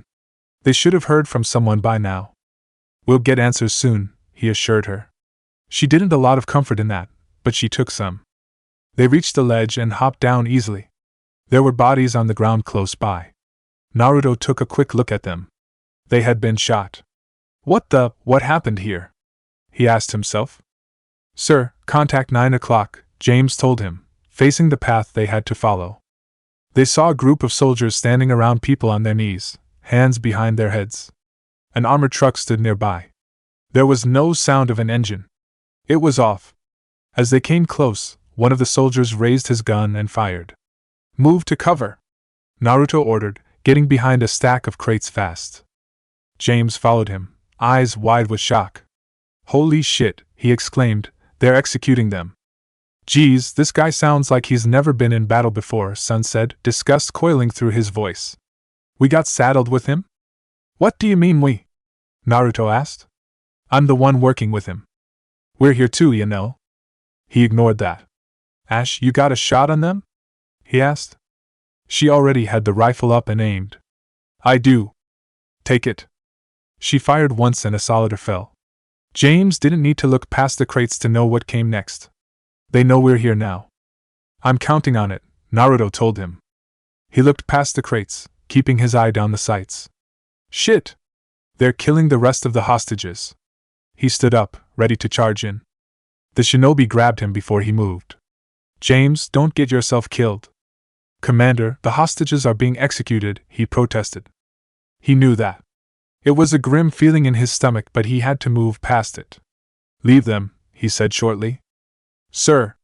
Exclaimed James. Ashley took another shot and killed another soldier. Anytime you two want to join in, let me know, she said to them both. Naruto looked the Marine in the eyes. There's nothing we can do for them, he said bluntly. You rush in for them and you're going to get yourself killed. I will not have that. They're going to die. I'm aware. That is why we're going to ensure those soldiers regret the idea of it ever happening. He couldn't see how making the soldiers regret what they did would bring the dead back. But he wasn't going to argue the point. There would be no point. What are we going to do? Keep shooting until their shields are gone. Then what? He asked. Then I get up close and personal and make them regret it. He came out of cover and opened fire with the beasts. James frowned to himself but followed his lead all the same. Ash, I want their shields gone, the shinobi said. Got it, Ashley replied. Taking a shot to knock shields would be a little quicker than taking the kill shot. She would have to keep firing until she saw that blue flicker vanishing from sight. That's what she and the others did. As soon as he saw the shields were all gone, Naruto told James, cover me, and came out of cover completely. You're not going to do a dynamic entry, are you? Kurama asked. Good Kami, no, he replied. That was Guy's and Lee's thing. Besides, doing it once was enough for him. I'm just going to rush them. Are you going to use those Omni daggers? Saiken asked him. It seemed like a good time to use them now. No, that will kill them. And he didn't want to kill them, not right away. That would be too easy. He was in a bad mood about Earth, and they didn't make it any better by killing those civilians. He rushed right into their midst, holding the beasts by their barrels. The soldiers tried to keep their fire on him, but the cover fire distracted them. When he got close, they couldn't stop him. He fought through them like a whirlwind, laying down shattering strikes before they could do anything to defend themselves. When he used the beasts to lay down shattering strikes, he was being literal. He shattered the visor pieces of their helmets, including the air support pieces. They fell to the ground, dying a slow, painful death from suffocation whilst staring at the incoming storm. Those who didn't see the literal storm saw the figurative one, watching Naruto tear through the rest like they were grass needing to be mowed. When he was done, they had all died from lack of air. Ashley and James came up behind him, quickly checking the bodies to make sure they were dead. Damn, said James as he checked the bodies. They all looked like they were in agony. The commander had done this all with a cold brutality he didn't think he had. Ashley was checking something else. When she saw the red cloud on the armor, she realized what that meant. These guys were Akatsuki, weren't they? I guess, Naruto replied, keeping an eye out on the path ahead. He had seen the cloud when he had gone through them. He didn't care about it. What's Akatsuki doing here on Odin? You got me. You don't know? He stopped and looked back at her. What's that supposed to mean? You think I'm still working with them? She didn't answer that question. She didn't have to. He could see the answer on her face. You do think I'm with them? It's not that, she protested. Not after what she had worked on with Nihilus. But you have to admit, it's a bit convenient. I don't admit that because it's not true. I worked with the Akatsuki because I was forced to. They had rescued me from that tribal lab and left me without any way of getting back to the Alliance. He wasn't sure if she had been read into what truly happened with his long con. Until she was, he would have to give her the same lie he was giving everyone else. They followed up the path. They neared the entrance and saw more trucks around near it. Akatsuki soldiers were standing around them, waiting for their turn to make their way into the base's entrance. The three kept as quiet as they could, but a wrong rock in the wrong place against Ashley's foot made a scraping sound they all heard. James saw the heads turning and the guns lifting. "Look out!" he told the others, raising his gun and opening fire. There were a couple of crates nearby both Naruto and Ashley took for cover. She rose up to take a shot but had to duck down again. "I can't find a shot," she said, annoyed by the fact. "They're moving around too much, using the trucks for cover." "You'll have to switch guns," Naruto told her. She was already doing it, switching for the assault rifle. When she came up, she went left, and he went right. With James on the other side, they started taking out the soldiers. They kept using the trucks for cover, leading the fight into taking potshots at each other. "This is going nowhere," James told them. He was on his own behind the outcrop of rocks. The Akatsuki could focus their fire on him, and they would be able to take him out. "They can get into the base and leave us out here. We need to do something." On that, Naruto agreed. He holstered his guns and quickly made clones. "Go around," he ordered them.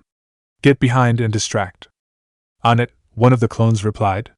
They raced off, scattering in different directions but working their way towards the other end. The gunfire stopped being concentrated on the three of them, and more scattered. That was what he was wanted. "Move up, get in close," he told Ash and James, pulling the beasts free again. She kept her hands on the assault rifle, while he switched to his shotgun. "Now are you going to use those daggers?" Saiken asked him. "No." "When are you going to use them?" "I don't know. It's just not now." He would stick to the thermal clips he currently had equipped. They would get the job done. With the Akatsuki distracted by the clones, they were able to get in close and start shooting. The distraction worked for them. If the soldiers tried to keep their attention focused on both groups, they ended up getting killed. There were a few who focused on one group were able to hold out longer, the ones who focused on the real ones even more so. But they were still no match for Sharingan-enhanced accuracy and the unorthodox fighting that came from Naruto. As James put a bullet through the last soldier's eye, he swept the area, making sure that they were all dead. They were, and he relaxed a little. That was when he noticed something about the trucks. There weren't that many of them, only 3. "It doesn't look like they came here in force," he told the others as they went for the entrance. "Yeah, I noticed that," Naruto replied. "Why were there only 3 trucks?" He didn't think that many soldiers could fit in there. "Kind of suggests they had help," remarked Ashley, from the inside. He nodded in agreement. "Makes sense," he said. "It has to. You'd need a lot more men and firepower to take this place, otherwise." As they entered the base, they were standing in an elevator that could hold the trucks. "James, get us moving," Naruto ordered. He kept his guns out, just in case they were suddenly ambushed. The Marine went over to the nearby console and started tapping on it. Ashley heard the door close behind them. They had a moment. She put her rifle away and looked at him. "I need a straight answer, Naruto." "About?" he asked her. "Do you know anything about this? What is the Akatsuki doing here?" He frowned. "Ash, we've already gone over this. I don't know what the Akatsuki is doing here, but I can assume it's not good. What more do you want?" She couldn't his gaze, turning away. "You worked for them. How am I supposed to believe you cut all ties?" "With them," he said with heavy emphasis.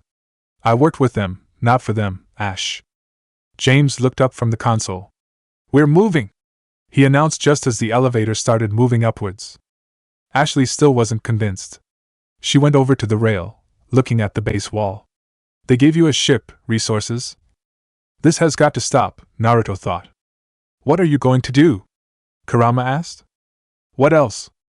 Knock her head against the wall until she sees sense?" Sun suggested. "Not funny." He walked over to Ashley. "I've been on Earth ever since I was taken captive by that Augustus guy. I haven't been off planet since then, and I haven't had any contact with the Akatsuki," he told her. "I don't want contact with the Akatsuki." "He's right," James chimed in. "Jonin Uzumaki has been under constant surveillance since coming back to Earth. No way they've communicated since." She had guessed that was true. And from what she knew, the Akatsuki had no idea where he was the entire time. She looked apologetically at the blonde shinobi. "Sorry, Naruto," she said to him. "I just..." The sudden hissing noise from above made them all look up, checking for danger. But it was just the air hissing, telling them that they could take off their helmets. Naruto was glad for the chance to breathe actual air. The rebreather could get stale after a while. He watched Ashley as she took her helmet off. "It's me, Ash," he said to her. "I would have thought that would be enough for you." "Harsh much?" asked Sun. "He kinda needs to be," Komi retorted. "Ashley shouldn't have to question him this much." "Actually, she should." "He's right," Matatabi agreed. "If she can't trust Naruto, who can?" She had supported him since she joined the team. If she didn't trust him, it would be hard for others to feel the same about him. Naruto got what the Nibby was saying. The hatch overhead opened and the elevator pulled into a garage. They stepped off the platform and he looked at her. "Ash, you trust me, right?" "I do," she replied. "It's just that." They heard sudden gunfire from above and moved to cover, splitting apart. Naruto peeked out from behind a truck, gun in hand and looking for threats. He didn't see any but didn't drop his guard. "See anything?" he called out. "I got nothing," James called back from across the room. "Same here," Ashley said from the opposite side. He would have started to relax but they heard the gunfire again. It was coming from above and had an echoing sound to it. "What is that?" "Sounds like gunfire," the marine amongst told him. He did not retort with sarcasm, no matter how tempting it was. "Where's it coming from?" he asked instead. "Above," Ashley told him. "It's coming from the ventilation system." Her eyes, bright with the Sharingan, were already watching the air ducts attached to the ceiling. "It's getting closer." They were going to have a fight on their hands. It just depended on who came out of the air duct and who followed them. When the grate was kicked open, she was ready for the fight. What she wasn't ready for was the familiar-looking Asari to come jumping out of there with a gun in hand. "Is that Liara?" she asked. The Asari in question quickly came down to the ground floor. She didn't run away, instead turning on her foot and throwing her biotics at the air duct. It caught the Akatsuki soldiers climbing out in a black hole effect, leaving them stranded in the air. She fired 2 shots, dropping both soldiers. "Yeah, that's Liara," Naruto said with a straight face. The soldiers survived the fall. They laid there on the ground, groaning in pain. Liara walked up to them and fired 2 more shots, killing them easily. "Atta girl," Shikaka said proudly. "She's come so far, hasn't she?" "We already knew that," Naruto replied. He and the others came out of cover. He saw James's gun pointed at the Asari. He pushed it up. "Watch it, James. She's a friend." He walked up behind Liara and cleared his voice. "So, how's business?" She turned around and for a moment, he saw the shadow broker on her face, cold and merciless. But it vanished when she saw who was talking and she smiled. "Naruto!" she exclaimed. "Thank the goddess you're alive." He pulled her into a hug. "It's good to see you again, Liara." She returned it but also broke it quickly. "I was so worried when the reports came in. I'm sorry about Earth." She truly meant it. "Yeah," Ashley said as she came into her view. "It was difficult to leave." "Ashley. I'm sorry." She looked at them both, confused. "But why'd you come here?" "Hackett wanted us to come," Naruto explained to her. "He said that you knew what was going on." Realization crossed over her face and she didn't try to hide it. "I do." She went over to the nearby window. They followed her. "Thank the Silent One," James said. "Some answers, finally?" "Maybe," she replied. "I've discovered plans for a Prothean device. One that could wipe out the Reapers," she told them. "On Odin?" asked Naruto. But even though he asked the question, he already knew the answer. He went back to the memories Kaguya had shown him. There had been mention of Protheans allied with humans who abandoned their work when their empire. He looked out the window, at the red and brown planet, and only thought, so it used to be called Kali. Liara looked out the window but she was looking at something else entirely. "In the Prothean archives, yes," she told him. James frowned as he thought it through. "Hang on, we've known about the archives for decades now. Why would we find this thing now?" "Process of elimination, mixed with a little desperation," she explained. She looked at Naruto. "When you destroyed the Alpha Relay, you bought us some time. But then there was the whole thing with conning the Akatsuki and you being kept on Earth for your protection. I knew I had to do something." Whoa, wait a moment," Ashley said quickly. "Back up to that part about conning the Akatsuki." She looked at her, trying to see if she was real. "You didn't tell her?" she asked Naruto. "Not quite sure if I can," he replied. When has that ever stopped you? Don't talk about me like I'm not here, guys, Ashley said to them both. She had to deal with that long enough before Eden Prime. She didn't want to get it from her friends. Tell her, Liara told Naruto. He didn't try to think about what it would mean. He looked at Ashley. I didn't work for the Akatsuki. You said that already, she retorted. Hang on, let me finish. He waited, but she didn't say anything else. He continued. Everything that happened while I was working with the Akatsuki, it was all part of a long con I pulled on them. I'm sorry? I led both the Akatsuki and the tribe of Athame on a chase since the first Normandy was blown up. While I was doing that, I was laying the groundwork that would get me kidnapped by the Akatsuki and then sold to the Shadow Broker. The Shadow Broker would then give me to the tribe so they could experiment on me and learn about chakra. Then they would come in and rescue me, bringing me into the fold. She caught on there. Giving you the opportunity to find critical information about them and give it to the Alliance. Suddenly, her and Nihilus's efforts to find evidence on the Akatsuki and the tribe, how the Council unofficially terminated the tribe and how the Alliance tore the Akatsuki apart, made a lot more sense. It all happened because he had supplied the information. Your memories? She asked. Suppressed to make it look even more genuine, he answered. Wow. She didn't know what else to say. Damn man, said James. He was clearly impressed. That's amazing. Only you would be able to do that. He shrugged his shoulders. I just prefer to think of it as a long-term prank. Liara cleared her throat pointedly. It got their attentions. If I can continue? She asked them all. Right, sorry. Go on. Thank you. She looked out the window again, at the base and the archive. Hackett knew we had to do something too. He contacted me, asking me if I would use my resources as the Shadow Broker to find a way to stop the Reapers. My search led me here. Hackett got me access to the archives and kept me updated on your status. How'd it go? He already knew the answer, at least somewhat. But he wanted to hear what she had. My work paid off. The archives are full of data. An overwhelming amount, she told him. I think I found what we need. All right, he said, turning to leave. Where's the weapon? The sooner they got it, the sooner they could get off this planet and get back to the fight. But she looked a little uncertain. It's not a weapon, not yet. It's plans for a device. A blueprint, she told him and the others. I'll take it. Where is it? She pointed out through the window. The archives are just across that tramway. Assuming the Akatsuki hasn't locked it down. What are they after? Yeah, said James, getting a little closer so he could look Liara in the eyes. They seemed hellbent on catching you. They want what I'm here for, what we're all here for. Why? Asked Naruto.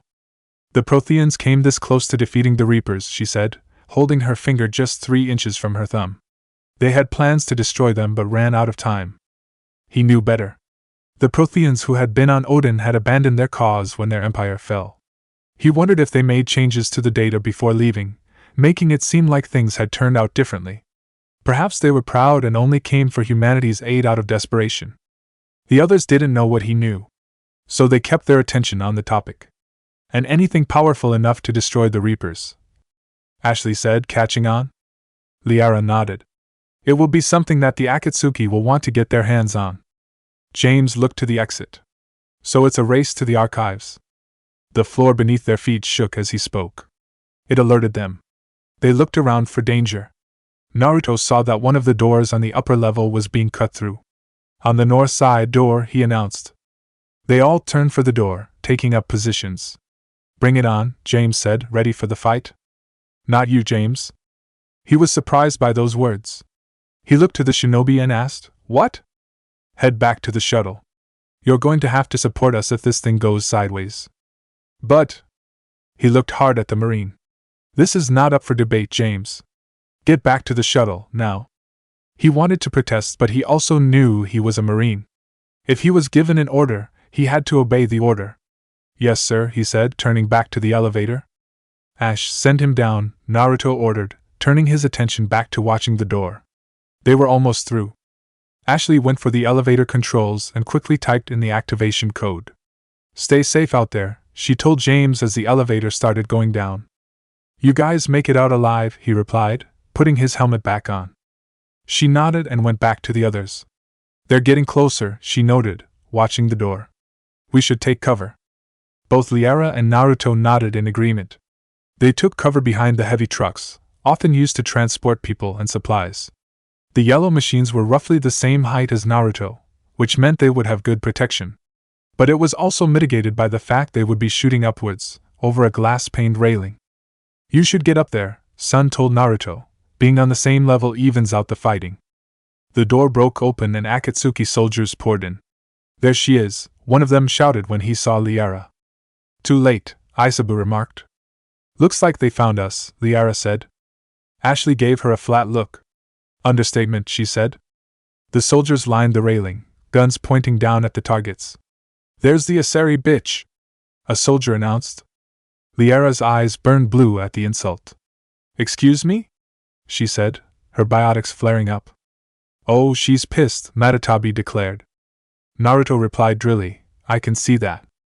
Yeah, but she's really pissed, Saiken said. I just said I could see it. Liara stepped out of cover and threw her biotics at the soldiers. It flew fast over the rail and exploded, lifting the soldiers up into the air. That's Miss Asari bitch to you, she told them, pulling her weapon free and opening fire. Naruto and Ashley joined her. The soldiers fell to the ground dead. Those who survived the bullets landed on their feet a little unsteady. They came out of it and turned their guns on the attackers. Ashley lined up a shot but had to delve back into cover to avoid gunshot. I think we could use another biotic field, she shouted at Liara. I need a minute, she replied. Flaring her biotics like that took some out of her. If she tried it as she was now, it wouldn't be effective. We don't have a minute. Then keep shooting, Naruto told her. He saw one soldier was trying to get a line on her. A couple of bullets later and he was down on the ground, blood leaking out through the armor. There, try shooting now. Thank you. She came out and lined up the next shot. This one came quicker and she fired, killing the soldier right through the head. Liara, on your left, she called out. I see him, Liara replied, watching the soldier trying to move around the railing for a better shot. He was probably a new recruit for Akatsuki, eager to prove himself. Bad day to try and stand out, she said quietly. Her biotics coated her before she threw out a hand and grabbed him. He floated in the air for a moment. Then she threw him across the room. His surprised screams ended abruptly when his neck snapped against the wall. Naruto noticed the flying soldier, but kept the majority of his attention on the fight. His tenants, on the other hand, had a free rein on the subject. Damn, did you see that? Asked Shikaku. I did indeed, Komiya replied. That was clear across the room, Gyuki said. How much power would that take? Hell if I know. Saiken gave the Hachibi a flat look. Helpful, really helpful, the slug said. I'm sorry, he retorted. Does it look like I'm a biotic? The last time I checked, the only one of us who glowed blue was Matatabi in the dark. The Nibby flashed him a look. Don't you dare bring that up again. Bring what up? Kurama smirked. I think she's talking about when we were all little and still slept together. She was our night light. She turned the glare onto the fox. What did I just say? She demanded, her tails lashing angrily in the air. One of them nearly hit Shikaku in the face. Hey, watch where you're throwing those, he told her. She ignored him. So did Kurama. All I did was refresh his memories, he said. And we're getting off topic. That was a hell of a throw by Liara. Look out, Naruto. I see the soldier, Naruto replied, ducking beneath cover avoid being shot. He popped back up and shot down the soldier trying to shoot him. Isaba said, I agree with Kurama. But I was also impressed by how she could do it. Koko nodded in agreement. It is truly amazing to see how far she has come in the past couple of years. Yeah, when we first met her, she could barely harm a fly without feeling sorry for it, Shikaku said. Now she can do it without even flinching. She grew up, Naruto said. There was nothing else to say about it. He knew that when she took over the Shadow Broker and killing the last one. The fight ended and the soldiers were all dead. Ashley lowered her gun and looked at Liara. Nice to see you haven't lost your touch, she said. Thank you, Ashley. All right, if they are all dead, said Naruto, how's about we find a way up to the second level? They would have to go through the door that hadn't been cut through. He knew that path wouldn't have Akatsuki soldiers waiting for them. He saw a nearby elevator and walked onto it. He pressed the console and the elevator started to rise beneath his feet. But then it stopped and went back down. He frowned confusedly and pressed the console button again. Nothing happened this time. They've sabotaged the elevator, Liara noted. He looked at her drily. I can see that. So let's look for another way up, Ashley told them both. They looked around the room. Naruto saw a ramp that led up to the second floor but at a different area than they wanted. But there was also a stack of crates next to it, and they were also up against a truck. The only problem was that the truck was down on the ground. They would have to get it up. There was a console next to it. They might lucky. He walked over to the console and tentatively touched the commands. The truck rose up on automatic stilts. Guys, he said to Ashley and Liara, I found a way up. They looked and saw what he did. They didn't ask but instead followed him up the ramp. As Ashley climbed over the cargo, she asked, This is a secure station. How did the Akatsuki get in? Not sure, Liara said. 1 minute we were getting reports of the Reaper invasion. The next, there was chaos. Didn't realize it was Akatsuki at first, she remarked. Could they be working with the Reapers? Naruto reached the second level first. He looked back at them as they came over. I don't know, he said. But I wouldn't put anything past them. He would love to have Miranda around right now. She would be able to tell him if the Akatsuki was involved or not. They went through the door. A scientist was running towards them. He was trying to escape. But they watched him suddenly arch his back and his mouth widened in a wordless scream. The soldier that shot him saw them and raised his gun again. Naruto, take cover, Liara told him. He had a better idea. He rushed the soldier, catching him in the stomach, and drove him into the nearby railing. He gave another shove for good measure, and the soldier fell to the ground in a heap. He didn't waste a bullet on him, snapping his neck instead. Liara said, Never mind, when he stepped off. Thank you? How's about you worry about the rest of the soldiers here? Asked Ashley, bringing her rifle onto the others. There were 2 left in the room, one on the stairs and one next to the other door. She took care of the stairs and Liara grabbed hold of the second, throwing him against the wall until his broken body fell to the ground. It was done in less than 30 seconds. Naruto looked at the bodies and then at them. I think that you had that covered. They reached the other door and heard voices on the other side. He signaled them to wait so he could listen to what was being said. We've done a sweep through the residence. Going to check on Abel's squad, he heard a solider report. They're not reporting in. Any word on who might have taken them out? None, the first voice answered. We've received no warning from Abel's squad. Be on the lookout. They're going to be looking for you now, Kurama told the blonde. It was bound to happen, he replied. He stepped close to the door, and it opened. The soldiers on the other side were surprised to see him there. What the? Hi there, he said with a wide smile, bringing the beasts to bear. The 2 men didn't have a chance. There was no one else in the waiting area beyond. There was a security office against the wall. Ashley went for the computer instantly. Ashley, see if you can get access to the pedway, Liara told her. Naruto stayed by the entrance, keeping a watch out. He glanced back. Anything you can do, Liara? She took the other seat in the room and accessed the other computer. I can't seem to unlock the live feeds, but... She trailed off as she focused on the computer. The screens on the walls turned on. They played a feed recording. Naruto watched it and saw a woman run into view. She went to a computer, accessed it for a few moments, and then ran off again. She had a gun in her hand. Hey, who was that? He asked. She looked up from her screen. Who was what? The woman on the camera, he said, pointing at the screens. She played it back and watched it. Oh, her, she said once she saw the woman in question. That's Dr. Ivakor. She got here about a week ago. Know anything about her? She shook her head. No, not really, she told him. Coming out of the chair, she went over to Ashley. Any luck? Nothing, she replied. The pedway's been locked. We can't go through it. That was a problem, but she knew there were ways around it. All right, she said, leaning down to check what they had. Looks like there's construction nearby, she told them both. We can get out on the roof. She accessed the door controls and unlocked the door that led to the roof. We can find a way around from there.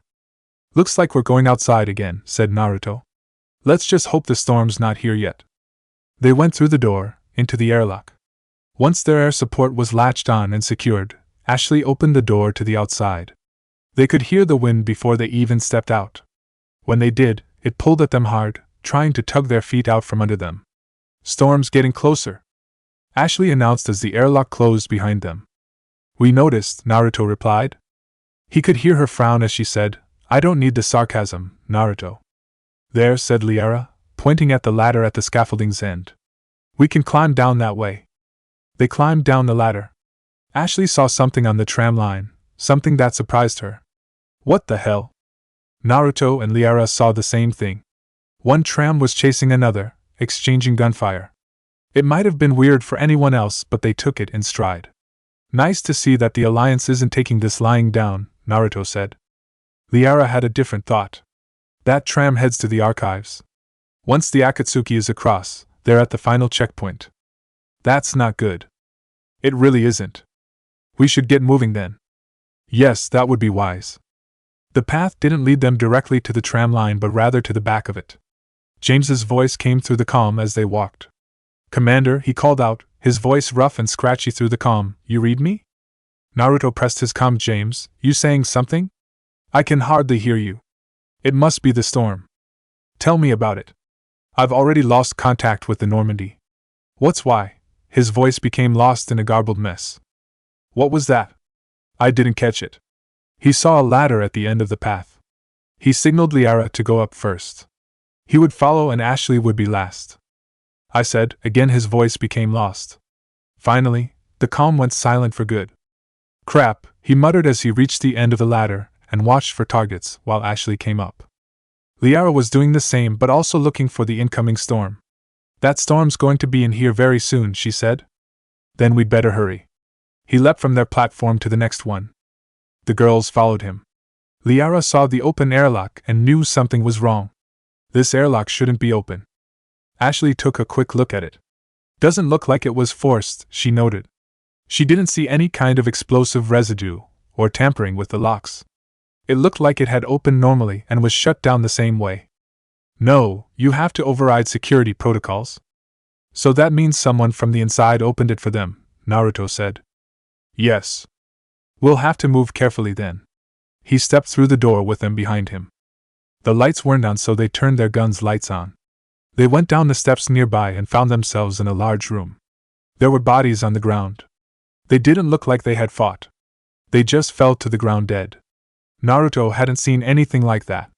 "What is this?" he asked. Liara knew. "Someone vented the air from this room while they were still here," she told him. Ashley looked a little closer at the bodies. "Looks like they died trying to claw their way out. This is brutal even by Akatsuki standards." Naruto looked at the bodies, each one of them. They were trying to get out but died without even reaching for safety. Liara was right. This was cruel. They came down the stairs to the ground floor, into darkness.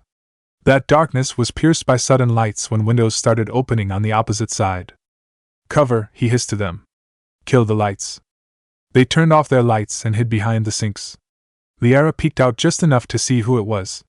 It was Akatsuki soldiers beyond the glass. They were scanning the room with their lights, trying to find anyone. She pulled her head back before a light spotted her. She looked over at Ashley and Naruto. "Akatsuki 4, she mouthed. They nodded. "Roger that," they heard a soldier speak. "Delta team out." "What's our order?" asked another. "There's an Alliance force in here somewhere. We need to keep them away from the core." "So it looks like we're heading for the core then," Komiai declared. "Any ideas what we'll find there?" "I'll settle for getting there in one piece and then figuring it out," Naruto replied. Shikaka asked, "So, how are you going to do this? Let them come in and hunt them?" "It was always fun to watch him do that." Kurama shook his head. "He doesn't have the time for it. Check the next room." The order from the Akatsuki made them all tense. The fight was about to happen. Naruto looked at Ashley and Liara, signaling them to wait, then follow his lead. He put the beasts away and pulled out exploding tags, a whole batch of them. He stood up and threw them at the window. They stuck instantly, and he ducked back down. All the Akatsuki soldiers had time to say was "what the?" before he activated the tags. The explosion shattered the glass, blasting the shards right into the soldiers. 2 were killed by them. Liara came out of cover and held the other 2 in a stasis lock with her biotics. "Ashley, take the shot," she said. Already on it, she replied, pointing her rifle at them. She fired twice and they both fell to the ground. They quickly crossed the room and went through the windows. They checked the bodies. The soldiers were all dead. Liara went for the security console off to the right. Anyone there? Asked Naruto. No, she said. But we need to pressurize the room. She activated the computer and found the needed sequence. As soon as she turned it on, the room started hissing. Pipes on the wall smoked out fog, letting the air back into the building. It took about 5 minutes to happen. When the hissing was done, Liara said, "There we go." She checked the lock systems on the doors and found them unlocked. "We have access to the labs. They'll take us right to the tram station." As they pulled off their rebreathers and helmet, Ashley noticed something on the computer on the left. "Hey, looks like there's a recording of what happened here." They all looked at the paused video. It was a security at his post with his partner in the background. When Liara played it, he started speaking. "Security station, come in? We're seeing some odd activity down here. Our security protocols just kicked in. Everything's locked down." Another person came onto the screen. It was the same woman they had seen earlier. The guard glanced back at her and then went back to his work. "Doctor, I'll get you a report as soon as." That was as far as he got. Dr. Eva pulled out a pistol and shot both guards. Liara's eyes went wide as she watched her go for the computers and start typing away. The alarms started wailing and they watched how the people in the video died from lack of air. When the video ended, Naruto said, "So she's how the Akatsuki got in." Liara was still focused on the screen. "I should have realized it when I met her," she said. "I was just so focused on finding a way to stop the Reapers." He looked at her, or rather her backside. "Liara, that's why you came here. You came to find a way to stop the Reapers. But what if we're wrong? What if there's no way to stop them? What if these are our last days and we spend them scurrying around trying to solve a problem we can't fix?" He walked over to her. He took her by the shoulder and turned her around so they could look each other in the eyes. "Sorry." "For what?" she asked. "This." His hand blurred as he slapped her across the face. "Whoa!" Ashley thought in surprise. She didn't think that the commander would ever slap someone like that. She had seen him punch someone's lights out and break bones, but never a slap. Liara's face didn't bruise red, only a darker shade of blue. Still, Naruto could see a faint print of his hand on her cheek. "Did that hurt?" he asked her. She didn't ask why he slapped her. "It does." "Good. Now you use that pain and pull yourself out of that funk you seem happy to drown yourself in. Never let yourself think that we can't beat the Reapers. You do that, everybody else starts doing, and then we might as well just kill ourselves to get over with. I've been through that once. I am not doing it again." She knew what he meant. "The war?" she asked. "Yes, the war. By the time I went after Obito, more than a few people were starting to feel it was hopeless to fight against him. The idea of surrender was being considered by some of the higher-ups. Funny, I don't remember that ever being mentioned. They never brought it to the Kages and it never made into official records. That wasn't the point he was trying to make. Look, we can't afford to lose hope that we could win, in any situation. If that starts to happen, we're as good as lost. Get it?" "Got it," she answered. "Good." She couldn't help but smile at him. "I don't know how you do it, Naruto. You've always stayed focused, even in the worst situation." "I had to. Otherwise we never would have gotten anywhere. You do remember how many times I had to tell Gris and Rex to knock it off, right?" He had lost count personally. She remembered that. It made her smile a little more. "If I remember correctly, you threatened to have them married by the end." They had gone from arguing because of a stupid grudge between races to arguing like they were already married. "Moving past that topic," he said, "we also never would have stopped Saren and Sovereign either. But we did. I wasn't alone in staying focused. You were focused too, Liara." "Guys?" said Ashley at the office entrance. "Not to interrupt your bonding, but we kinda need to get a move on." Liara realized that she was right and turned back to the computers. A dancing of the fingers on the keys and the doors were showing green. "Okay. Doors open. We can get to the labs and tram station through there." She pointed to the door at the other end. Naruto moved past her. "Alright, let's get a move on." They reached the door and it opened without a problem. As they stepped through, they heard someone giving orders through a loud radio. "Echo Squad, I want a perimeter set up around the tram station. Man, they really don't think anyone else is there, do they? Naruto remarked as they walked into the room. The voices were coming from the next door, up the nearby stairs. They are quite confident, aren't they? Liara asked. The word you're looking for is cocky, Liara. Ashley did her best not to roll her eyes at the both of them. Yet she couldn't hide her smile. It had been so long since she was a part of this team, and yet, with all the dry remarks flying around, it felt like she hadn't left. You think we should do anything about that, Commander? He looked at her. Perhaps we should, Ash. They walked up to the next door. When it opened, they saw the labs inside. They also saw the Akatsuki soldiers with their backs to them. Ooh, talk about a golden opportunity, remarked Sun. Why are we pulling back? One soldier asked. Sounds like the Alliance has sent reinforcements, his squad leader answered. The doctor wants the archives at all costs. Hey, you know what would be a good opportunity here? Saiken said. Naruto replied, What? For you to use those Omni daggers, the slug told him. He didn't sigh, even though it was very tempting to do so. You're not going to give up on that, are you? Come on, Naruto. I want to see them in action. All you would have to do is get in close, Isabu pointed out. Oh, just like that? No, said Kurama, not just like that. You have to do something to distract them, Gaki. You know that. He did know that. It was why he also knew how to get in close. Back up, he told Liara and Ashley. They both looked at him.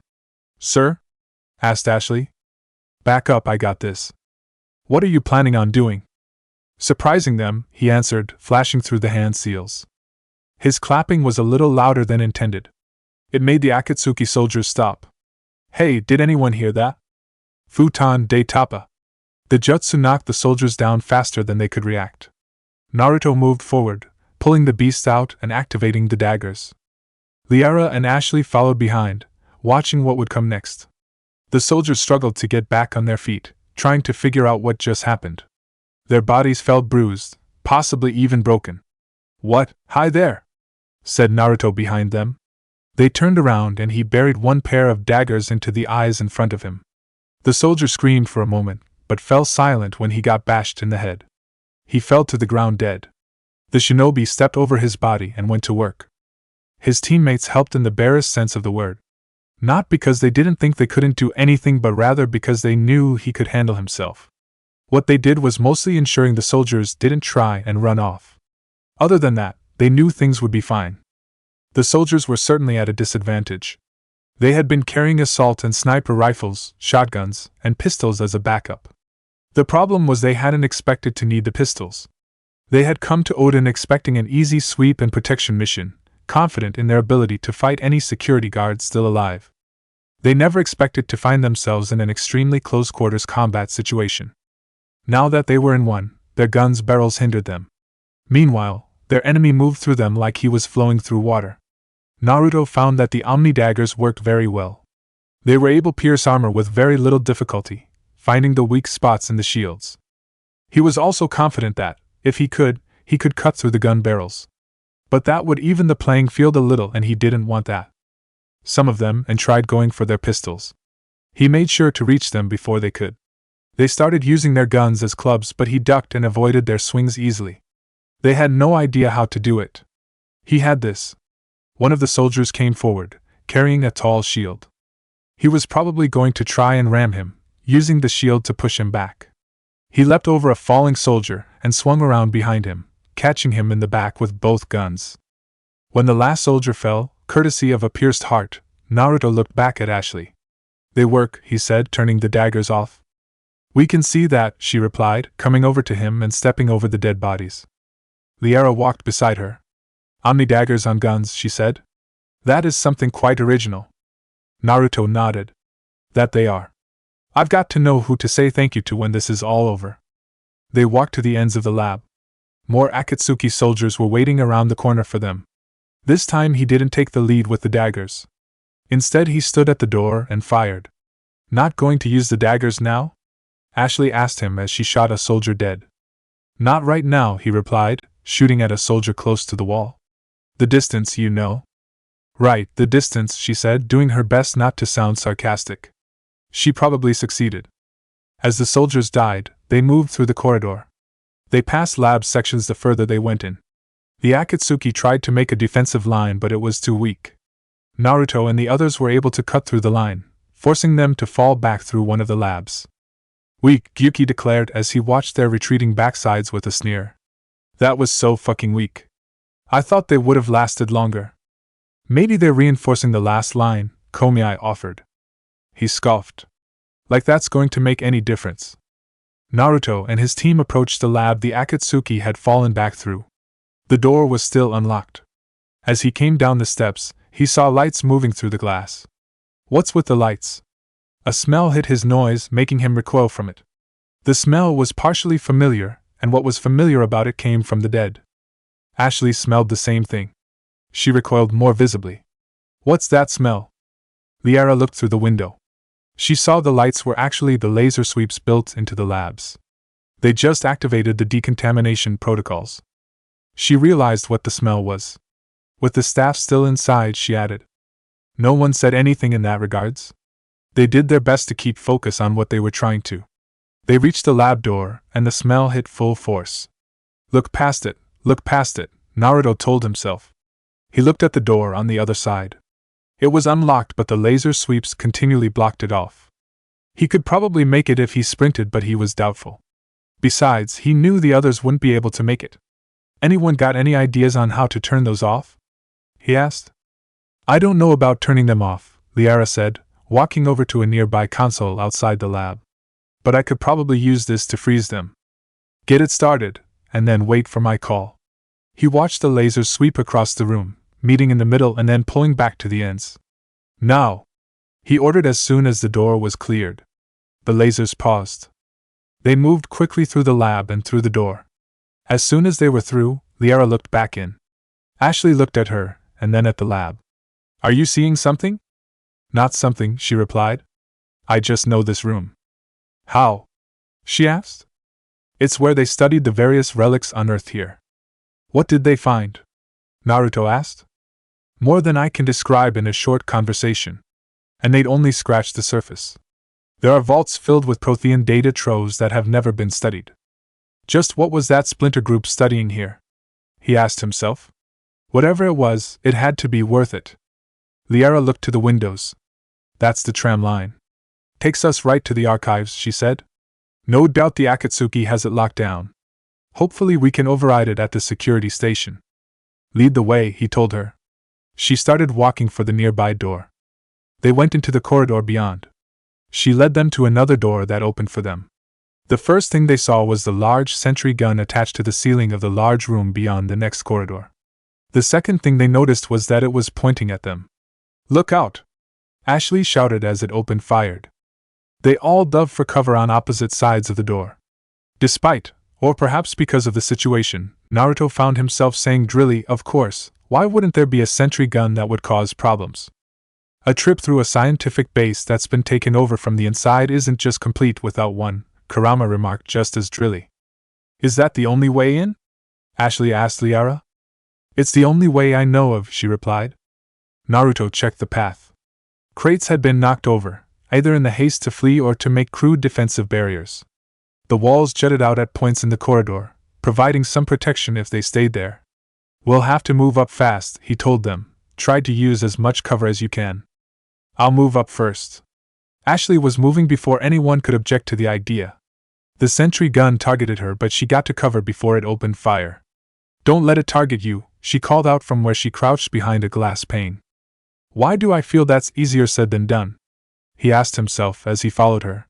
They all moved in a zigzag pattern, following one another wall to wall through the corridor. The sentry gun was doing its best to shoot them, giving them the extra incentive to move fast and not get killed. When they were clear of the corridor, they scattered and took cover from what they could. Naruto looked out of the cover. The gun was in the middle of the room, watching them and the floor below. There were stairs on the other side that led down, but they would have to get past the gun to reach them. So what do we do next? Naruto called out. Do we shoot it? No, we can't do that, Ashley replied on the left. That's a heavy-grade sentry gun. We need heavier firepower than we have now to take it out. How about hacking it? It would take too long for any of us, Liara told him from the other side. What about a jutsu? Commander, that gun would have you gunned down as soon as you step out of cover. You wouldn't be able to arc your arm back for a throw. Not to mention that you don't have any shields on you. Gyuki nodded in agreement. She's got a point there. He didn't grumble, no matter how tempting it was. Alright, what do we then? We go around, Ashley told him. That's it. That's it. Liara looked at the gun. It was big and the twin barrels seemed like they were staring right at her. We're going to have to be very careful in our movements, she said. One wrong step and it'll tear us apart. Naruto put the beasts away. Or we could go a different way, he said. They both looked at him. What do you have in mind? Ashley asked. He folded his hands together and cried Kage Bunshin no Jutsu. The area behind him was suddenly filled with clones. Forget I asked? She felt rather stupid now. Of course he would use that jutsu. It was one of his signature's jutsu. Naruto faced his clones and said, Guys, I need a line. Just like he expected, there were immediate protests. A line? Are you crazy? We're going to get cut to shreds. I got an idea. Why don't you go throw yourself in a gun's line of sight? How would you like it? It's cruelty to clones, I tell you. It's cruelty. Should we expect to do a suicide wagon too? Hey! Naruto barked at all of them. They fell silent as they saw his glare. Did it sound like I wanted to hear your opinions? No, I didn't. Shut up and get moving before I beat you into moving. They complied, even as they gave him foul and dirty looks. He looked at both Liara and Ashley. Not one word about Kage no Gunhai, he told them. If you had to put up with them like I do, you wouldn't like the title either. We heard that, one of the clones told him. He scowled at the speaker. Just keep moving. They did as they were ordered and kept moving, going around Liara while staying in cover. The Asari looked at him. I wasn't thinking about that, Commander, she told him. It reminded her of when she was introduced to the suicide wagon, but that was it. Good. The clones were in place and were waiting for him to give the command. He waved his hand once and they acted, standing up and making an obvious show of walking. The sentry gun swung to them and started shooting. Move now! They all bolted out of cover and ran around the other corner. Naruto kept his eyes on the sentry gun as it destroyed his clones. It felt like it was getting faster with each clone it tore through and that they weren't going to make it. But the feeling passed quickly and he made sure that he didn't stumble or fall. When the clone was destroyed, they were to the door they needed to go through. We're clear, Liara announced. The turret can't fire on us from here. We've got another problem, said Ashley, looking at the door and the room beyond it. Akatsuki soldiers were rushing for the door, trying to cut them off. Naruto went for the door, pulling the beasts free. Cut them off. He was through the door first, meeting a soldier right in the face. He reacted fast, burying Omni daggers through the soldier's head and shooting with the other gun. He pushed forward, using the body as a shield. Ashley and Liara followed close behind. Once the body was practically used up, he threw it at the nearest soldier. They both hit the wall, and he killed the still living one. It was a short fight that ended with them winning. The soldiers weren't prepared for Naruto's style of fighting. He was starting to think that the elusive man didn't tell his organization about what he could do. That was stupid. Alright, now what? He asked. There's a computer over here, Ashley told him, standing at the front of the room, looking out at the gun and watching the screens above. Liara was already working on the computer. The screens were showing cameras of the base.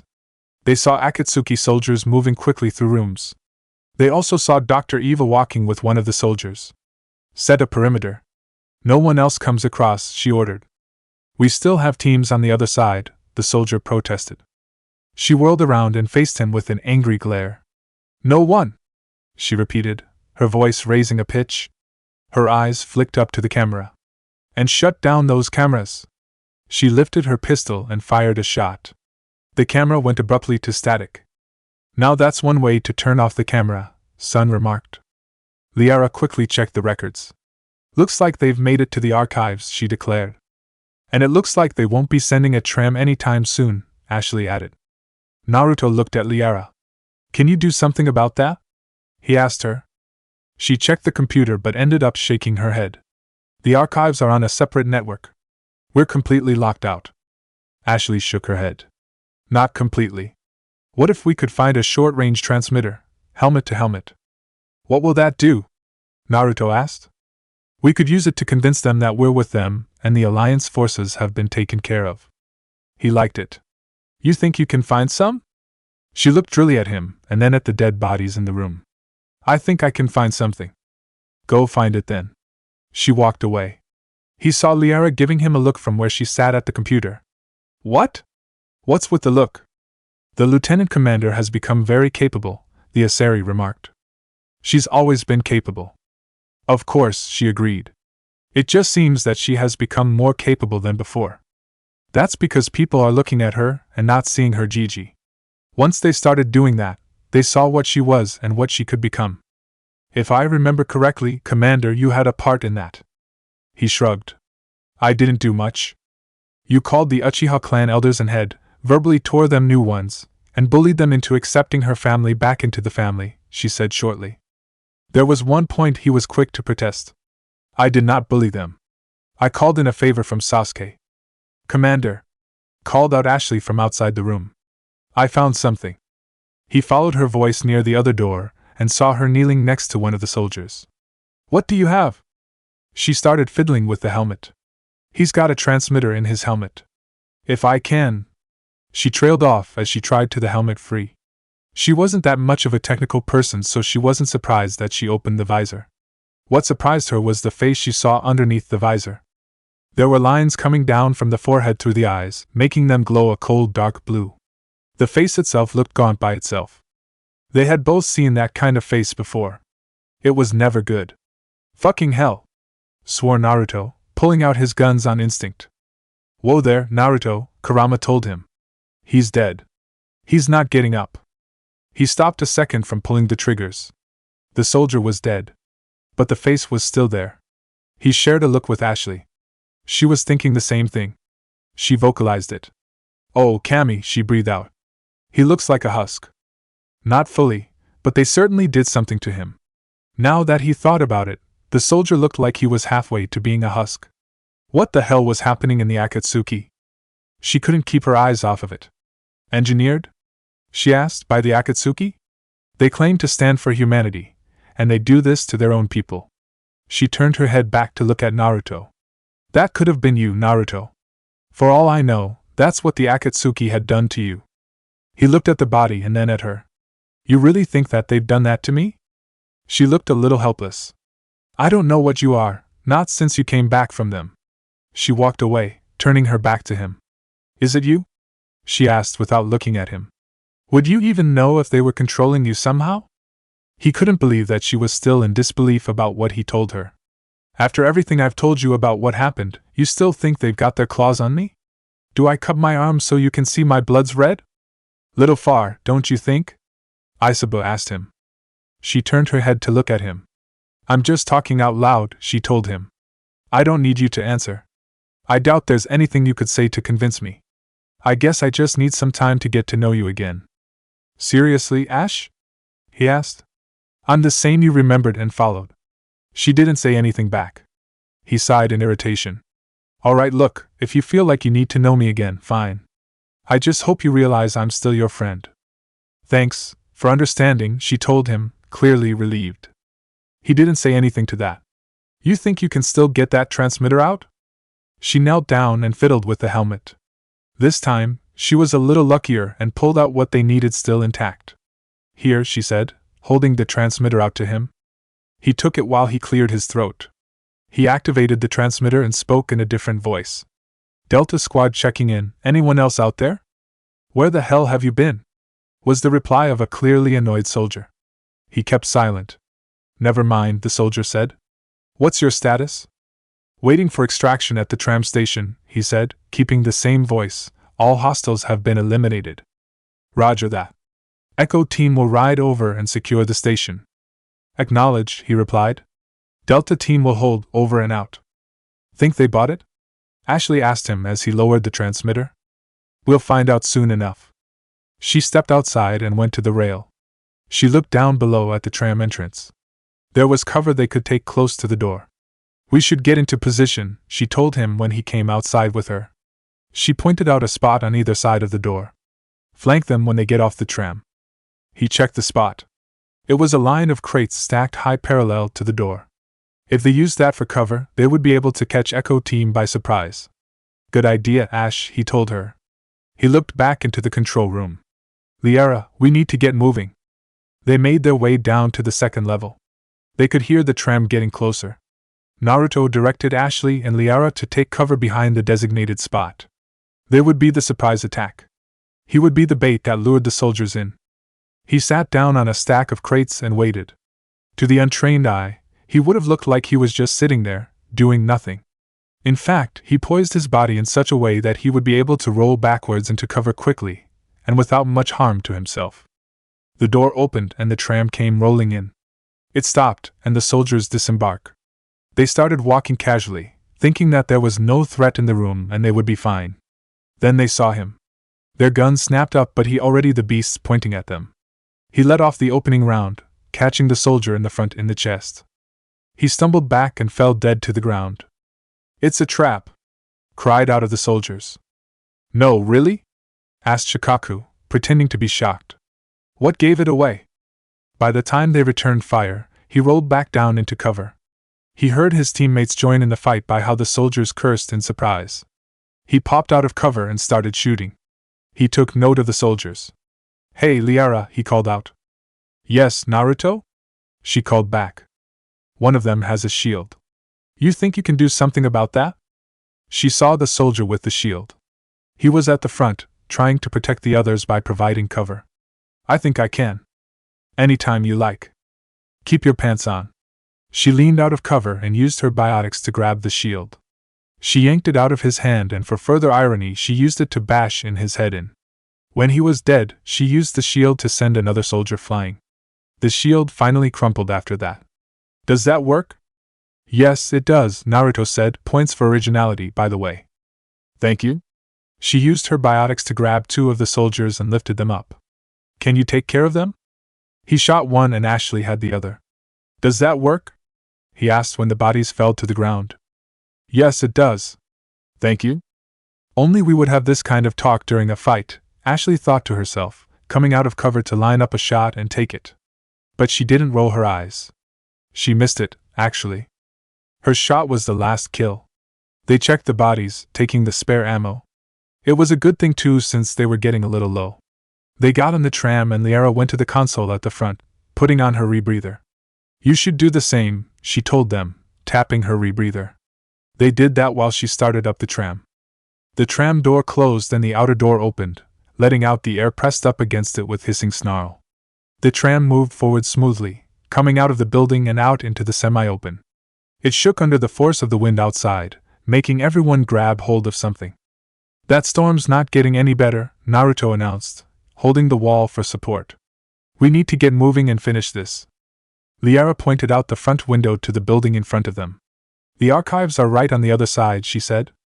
That and a squad of pissed of Akatsuki soldiers, Ashley added. The tram shook violently from a sudden explosion, coming to a complete stop. They stumbled from the explosion and fell to the floor. For a dazed moment, they didn't know what happened. What was that? Naruto asked after clarity came back. It must have been some kind of explosive attached to the rail, Liara said. She had fallen near the console but looked all right. Can we get moving? She checked the console and shook her head. No, it's too damaged. Quite frankly, I'm amazed that we're still attached to the rails. Ashley got up and looked out the front. She fell back down into cover fast. Be amazed later, she told the Asari. We're about to have company. Another tram? She asked. Filled with Akatsuki soldiers, she answered with a nod. Naruto looked to the door. It was still closed. How many? He asked her. Enough to make me worry about fighting in these conditions, she told him. He frowned. Come on, Ash, give me a number. I don't know, 8 or so? She would have been more accurate if she had gotten a better view of things. But she ran the risk of being fired at, and that could have dislodged the tram completely. Then this isn't going to be a firefight. He put the beasts away and pulled out kunai. This is quiet close quarters. Liara, can you get the door open? Yes. What's the plan? Liara asked him. When the tram lines up with us, they're going to try and make sure that we really are dead. That means they're going to jump across through the doors and reach us. I'm going to do the opposite. While you guys give a distracting firefight, I'm going to jump across and cut off their oxygen supply. Ashley thought it was a good plan. There were a couple of things he needed to be aware of, though. You're going to have to be fast and know where to cut, she told him. Otherwise you'll get pinned in there and they'll kill you. He gave her a flat look. It's me, remember? I know it's you. So why are you telling me this? It never hurts to be careful. She's got a point, Saiken commented. Hush you. Hey, I was just pointing it out. I'm hearing it from her. I don't need to hear it from someone else. Kurama nodded. He's right, Saiken. He has a hard time fighting on two fronts. It's why he keeps passing any possibility of a threesome. Shikaku laughed. Ouch, that's gotta sting. Liara looked at the two humans. If you are done? She asked pointedly. It's getting closer. Naruto forgot the argument and moved towards the door. Liara, stand ready, he told her. She nodded. All I have to do is press the button. He watched the edge of the window, waiting for that other tram to come a stop. Now, he ordered when it happened. She hit the button and he leapt through the door. He had managed to time it just right, leaping between trams before any soldier could. He actually collided with his first soldier, landing right on top of him. He didn't let the surprise stop him, breaking the visor open and letting the man suffocate. Ashley and Liara kept them distracted while he moved amongst them. The preferred method he used was to stab them in the lower back, making them arch the backs in surprise. That gave him the perfect opportunity to smash their visors open. They tried to turn and shoot at him, but they ran the risk of being shot and killed by the others. Naruto moved and killed fast, keeping it precise and methodical. When the last soldier died, he pushed it out the door along with the first one. Come on over, he called out to Ashley and Liara. They jumped across.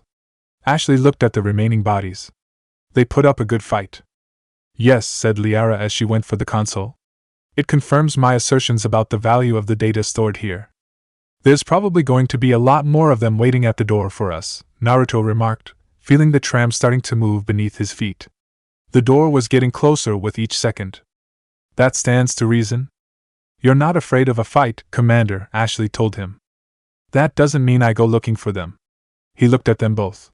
Does anyone else feel like taking a short break? They both looked at him like he was crazy. A short break? Repeated Liara.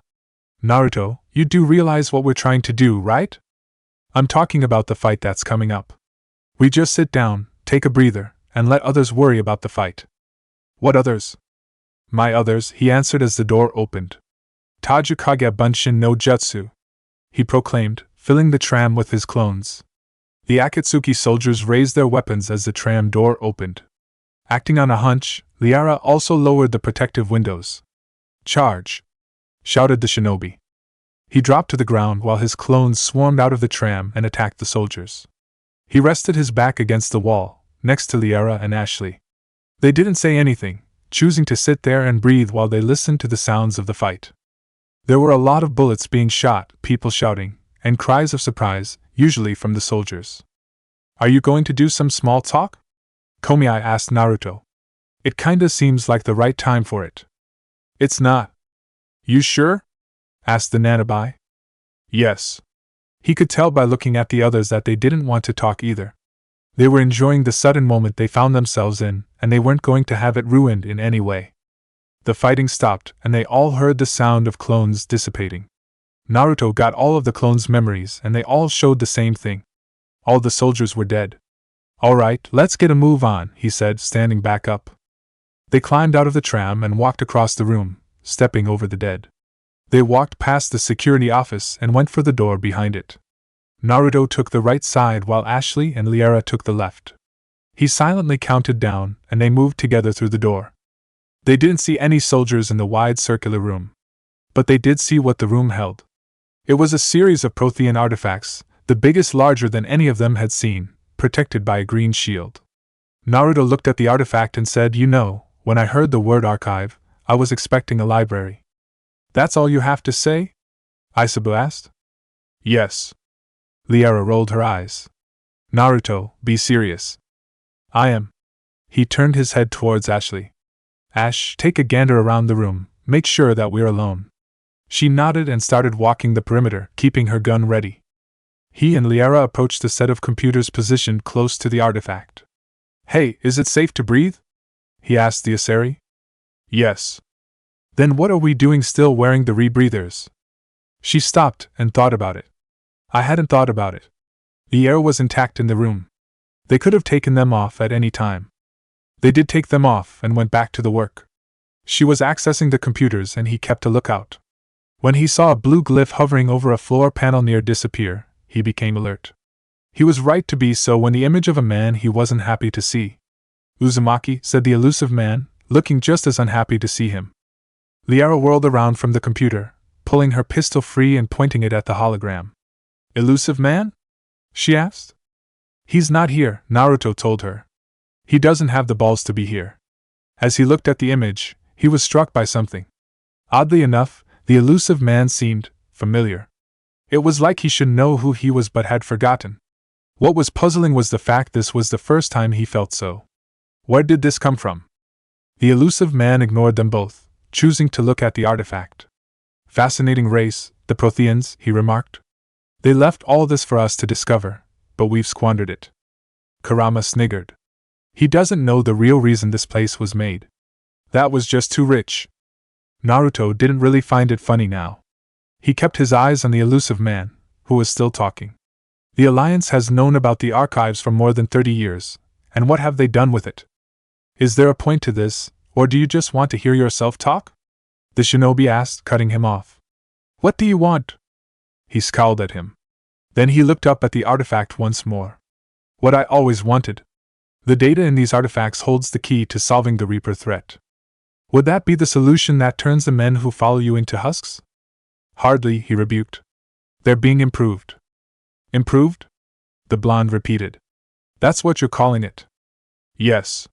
That's what separates us, Naruto. Don't call me by my name, he growled. You don't have the right. The elusive man ignored that. Where you see means to destroy, I see a way to control, to dominate and harness the Reaper's power. Imagine how strong humanity would be if we controlled them. So you've gone from using the Reapers to fight against the Reapers to using the Reapers' power to have humanity conquer the galaxy. Have you gotten more insane since the last time we had this talk? I don't expect you to understand, Naruto, he said with a rebuking tone. And I'm certainly not looking for your approval. He took a moment to smoke his cigarette. You were a tool, an agent with a purpose. And despite our differences, you were relatively successful. But like the rest of the relics in this place, your time is over. Okay, that's a low blow, Shikaka said. There was no need to bring up how old his Jinchuriki was. Naruto had a different thought. You're awfully confident about your position, considering what I did to your precious organization. The elusive man scowled at that. Don't think too highly of yourself, Naruto. While you're revealing Akatsuki to the Alliance and the public, it is not that great of a setback. Liar, he retorted. I assure you I am not. The Akatsuki's resources are deeper than you realize. Hey Naruto, Matatabi said. I know that he's always been chatty when talking to you, but he sounds like he's stalling to me. What do you mean? It doesn't look like it to you? He thought over the conversation. The elusive man did seem like he was talking about nothing when he usually got to the point rather quickly. He was stalling. What for? Idiot, he told himself.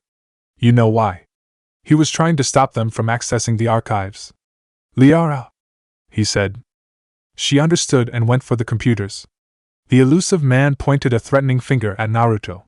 Don't interfere with my plans, Naruto. I won't warn you again. He scoffed. I'd be worried about that threat if you were actually here and I knew you could fight. Naruto, said Liara, her voice showing the alarm. He whirled instantly. What is it? The data, she told him. It's not here. It's being erased. How? He demanded. Goodbye, Naruto, the elusive man said, vanishing from sight. He looked back, but he was already gone. Son of a bitch, he swore. I should have seen this coming. Kick yourself later, Kurama told him. You've got other things to worry about right now. How is he doing this, Liara? She was typing furiously on the keyboards, trying to figure out the truth. It's local, she told him. Someone is uploading the information. He didn't ask how local was local. He knew it had to be close, very close. He reached for the calm ash, There's someone in the room beside us. Find them and stop whatever they're doing. She had already found someone. Hey! They heard her cry from the right. She was standing just outside a small console. Step away from the console. Now! She ordered. Naruto was moving towards her when she suddenly got kicked back from the console. There was a sudden burst from inside the thing and the Prothean artifacts went dead. A woman took off running for the exit. It was the doctor working with the Akatsuki. Move it, Gaki! Kurama ordered. He was already moving. She's got the data! Ashley shouted at him as he ran past her. Follow! He ordered both of them. It turned out that Dr. Eva was faster than she should have been. Naruto was chasing after her at full shinobi speed, closing the gap by a good amount. But she was still able to stay out of grasp. That made him suspicious, but he didn't have time for it. He barely had time to put on his rebreather when they climbed up a ladder outside. He knew what she was doing when they went outside and raced alongside the side of the base. There was an Akatsuki shuttle waiting for her somewhere. If she got on it, she would be gone. James, come in! He shouted into the comm while avoiding one of her grenades. He only got static. James, can you hear me? I've got a runner here. She has the data and the Akatsuki is going to pick her up. If you're hearing this, get the Normandy and have them come down now. He wasn't sure if the Marine had heard him. All he could do was hope that he had. The shuttle came flying in, trying to get close for the doctor to hop on. He brought up the beasts and opened the fire at the pilot. The bullets rattled the windows, forcing the shuttle to fly off to a higher point. The doctor found a ladder upwards, dropping a grenade as she climbed up. The explosion forced Naruto back and destroyed the ladder's bottom half. But that didn't stop him. He ran up the wall and reached the top. The doctor had put on one last burst of speed and reached the shuttle. The hatch closed, and it started to take off. Shit! He swore as he watched it fly off. Then he saw another shuttle come flying towards it. James, that you? He asked through the comm. It is, Jonin, James answered. I got this one. Before the shuttles collided, the Akatsuki shuttle jerked suddenly, turning back to face him. He realized that it was going to crash right on top of him if he stayed there. So he turned around, seeing Liara. Get back! He shouted. They ran out of the way as the shuttle crashed in front of them, the explosion ringing in their ears and knocking them off their feet. Naruto shook it off and looked at the crashed shuttle. There was a burned body lying next to it. It looked feminine enough for him to know it was the doctor. What just happened? He asked, looking at Liara. I don't know.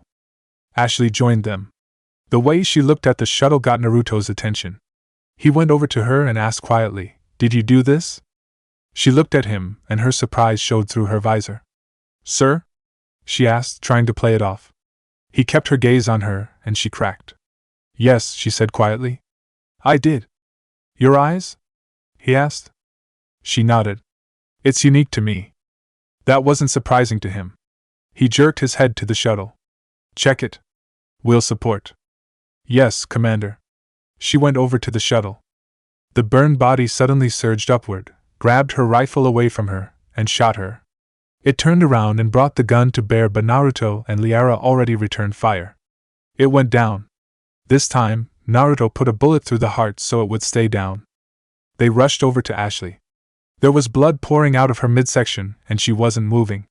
Ash, Ash, the shinobi said, trying to wake her up. She didn't respond. He reached for the comm. James, bring that shuttle down now. Liara, grab that robot. Jonin, said Joker over the comm, we've got Reaper signatures in orbit. He grabbed Ashley and hoisted her over his shoulder. Liara did the same with the robot, and they raced for the landing shuttle. The hatch opened, and they got in. Naruto laid Ashley on the floor and kept the pressure on the wound. Come on, Ash, he said as he felt the shuttle take off and fly upwards. Don't you die on me. Codex entry, Humanity and the Systems Alliance. Helga Salsinger. While many of the sagas tell of Ragnar Lodbrok's ruthlessness and ambition, they also agree that he is a loving father. Helga Ragnarsdottir was born several years before her father would become consumed by ambition. If Ragnar's friend was his conscience, then Helga was his heart and soul, his bright side. She was taught to fight by her own father with sword and ether, the ancient Midgardian term for chakra, as well as how to survive in the battlefield of politics and sailing, eventually becoming a shield maiden of repute. However, Helga, in addition to her concern for the welfare of her fellow man, was also known for her legendary singing voice. People tended to gather around her in the middle of a song. It was described by several sources that the sun seemed to shine every time she sang, earning her the surname and nickname Solsinger, ancient Midgardian, sun's song. It was this singing voice, coupled with her lessons, that she would deliver many speeches to uplift spirits in the Black Forest. The lessons under her father would come in handy, showcasing her true capabilities as both a shield maiden and a leader, when Ulrich Balhar, ancient Midgardian, Ulrich Firehair, decided to attack Ragnar's village, with the intent on leveraging Helga against him. Upon getting scout confirmation that Ulrich was coming days in advance, she ordered the rune priests under her command to set up exploding runes at key points near the village. In addition, she sent word to her father about the impending attack. In the meantime, she would lead a successful week-long defense against Ulrich's men. At the week's end, Ragnar arrived and wreaked terrible vengeance against the man who dared touch his daughter. There was once a story that said when the war between the blades of Heimdall and Ragnar Lodbrok had come to a stalemate, the only reason Ragnar agreed to the challenge set forth by the blades was because they held Helga hostage and released her from captivity. While the truth of the matter is lost to time, it is generally agreed by all accounts, even by the blades' own journals, that none of them had a vendetta against Helga, just her father. In fact, according to diaries discovered several centuries ago, the blades each mentioned that they all had a friendly rapport with the princess. However, all accounts agree that Helga was somehow involved in finally getting Ragnar to face the blades in honorable combat. Before their battle, Ragnar admitted that he'd forever exiled Helga from his lands, forbidden to ever return home in punishment for her betrayal. All 6 of the blades refused to believe that, feeling instead that her exile was an act of fatherly love, rather than wrath. Still, after they won the final battle against Ragnar and their brotherhood fractured, the ancestors put forth a decree that if Helga were to be found, not a hair on her body was to be harmed, lest the offender and his entire family line be blood-eagled. After the war, Helga would change her name to Freya Baldursdottir while hiding away in the Black Forest to avoid persecution because of her father. She'd lived a solitary life, until the natives of the Black Forest found her. It is unknown if the natives were actually aware of her identity before that time, but what is known is that Helga held the natives together through thick and thin with her efforts.